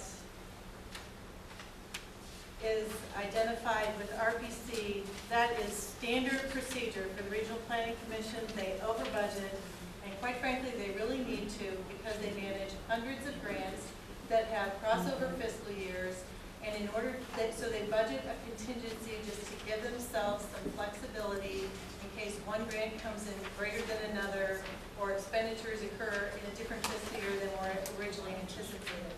That's $405,000 of the deficit. If you look back historically, you would see that the Regional Planning Commission does not spend more than it takes in. Toward immunity, which has been pointed out to you, is an area of concern. We definitely do not have enough property tax revenue to cover what the actuarial study says is required for expenditure for tort immunity. But you've also seen in this presentation and in previous presentations that tort immunity is in a combined fund with self-funded insurance. And at the same time that tort immunity's fund balance has been going down, self-funded insurance has been going up, so that the combination of the two funds, we're at our goal for self-funded insurance. And And those two funds work together to create our self-funded insurance. So that shortfall is addressed by that explanation. The balance of the shortfall, $585,900, is money basically for capital projects that you have within reserves that have previously been established for actual expenditures that will occur in 2013. So again, that is within your definition of balanced budget. I would not necessarily consider that a deficit. Some year you will have more in revenue because you sometimes receive revenue that you will expend in future years. So that's the explanation of that $1.37 million negative variance. And with the exception of tort immunity, I really don't think that you would expect that you will end in a negative position if this budget plays out as budgets have in the past. Patsy? Yes, I'd like to carry on with what Mr. Keeler brought to our attention. And if this budget gets paid out at the county board meeting here in November, what prevents you from bringing an amendment to us in, say, January to take care of this issue with the nursing home and the dialysis? Nothing. That's exactly what should happen and can happen. If you want to adjust the budget when you have more concrete information, you typically don't do budget amendments to decrease budgets, but it's been done. It's what we did in 2009. We decreased expenditure budgets based on anticipated decreases in revenue. It's part of the reason you get this general corporate fund report every month, so that you know where we think we are, because if it starts looking like we're going to have a large deficit, we need to decrease the expenditure budget to match what's going on with revenue. And yes, through this budget process, that's clearly the next step. You have the ability to amend budgets after they're adopted. It takes 2/3 vote, but you can do that. Okay, and so if the recommendation is that we do this in January, is that realistic in relationship to going back to the nursing home board to have that conversation with them? Yes. I mean, to at least have a better assessment of where renal dialysis services is, yes. Well, I was just gonna say, I deal with budgets and always have, and with the housing authority, and we make plans for capital improvements and that, and if our funding doesn't come through, we just don't do it. So that's money you didn't spend, and yet you got no revenue on the other hand for the funding. And all these are assumptions. I mean, we could end up with a heck of a sales tax decrease, and then we're gonna have to adjust as we go along. But I think and if I may, Deb, what Deb is saying, this was all based on historical data and assumptions. And if you want to start messing with it right now, we're at the 12th hour. We got to pass it, get it moving. But if things don't come in, we can always adjust it. We'll have to adjust it. If the money isn't there, unless we go out for some revenue enhancement bonds, we're all just going to be hurting, and no one's going to give us that. So I would say we do need to move on it. And you got some good questions, but again, we've had plenty of time. But who knows? And this other thing may fly. I don't personally think it will, but it may fly. Are there any further questions, Carol? I can say 4 times we've had to do that in the time I've been here. When we got the recession in 2001, we had to do it. We had to do it in the 90s one time, and we had to do it in the early 90s when we had a recession. Every time that happens, you've got to look at this, because your income is going to change. When you get a big plunge like we had in 7 or 1 or 94, we had to do it. There wasn't any way to get around it. And came in and cut it across the board or wherever we had to cut it to make it fit.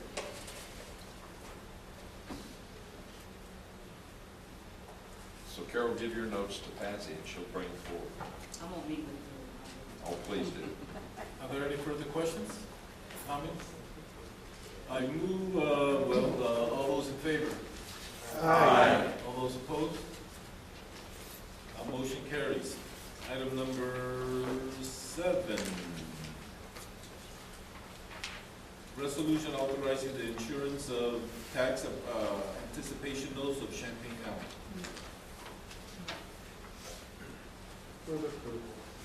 Moved by Tom, second by Ralph. Any comments, questions? None, seeing none, all those in favor? Aye. All those opposed? Aye. Roll call. Roll call. Roll call, can we do that? Yep. Sure. Can I get a roll?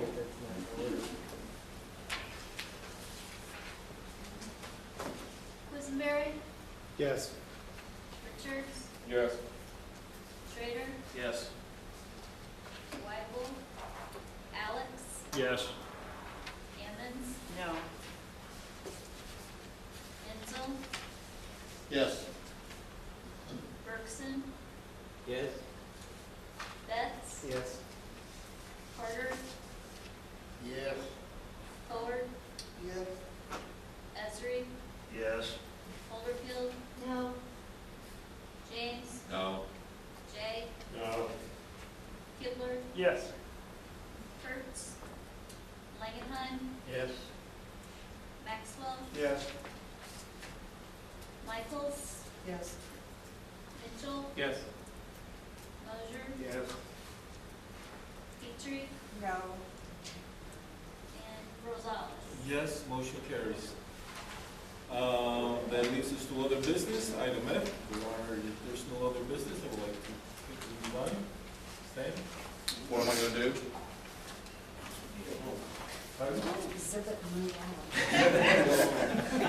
There's no chairs. I agree, Patsy. There are no chairs reports. And then designation of items to be placed on county board consent is A 2, 3, 4, C 1, 2, 3, 4, D 1 and 2, E 3, 4, 5, 6, and 7. Didn't C4 have negative no's? Pardon? Yeah. Didn't C4 have no's? I think D2 did. C4 had no's, so that can't be. And you cannot do E5 or 6, they need to be on the first vote. There was always one last I'll time. repeat one last time. Item E, to be placed on the consent agenda is E3 and E7.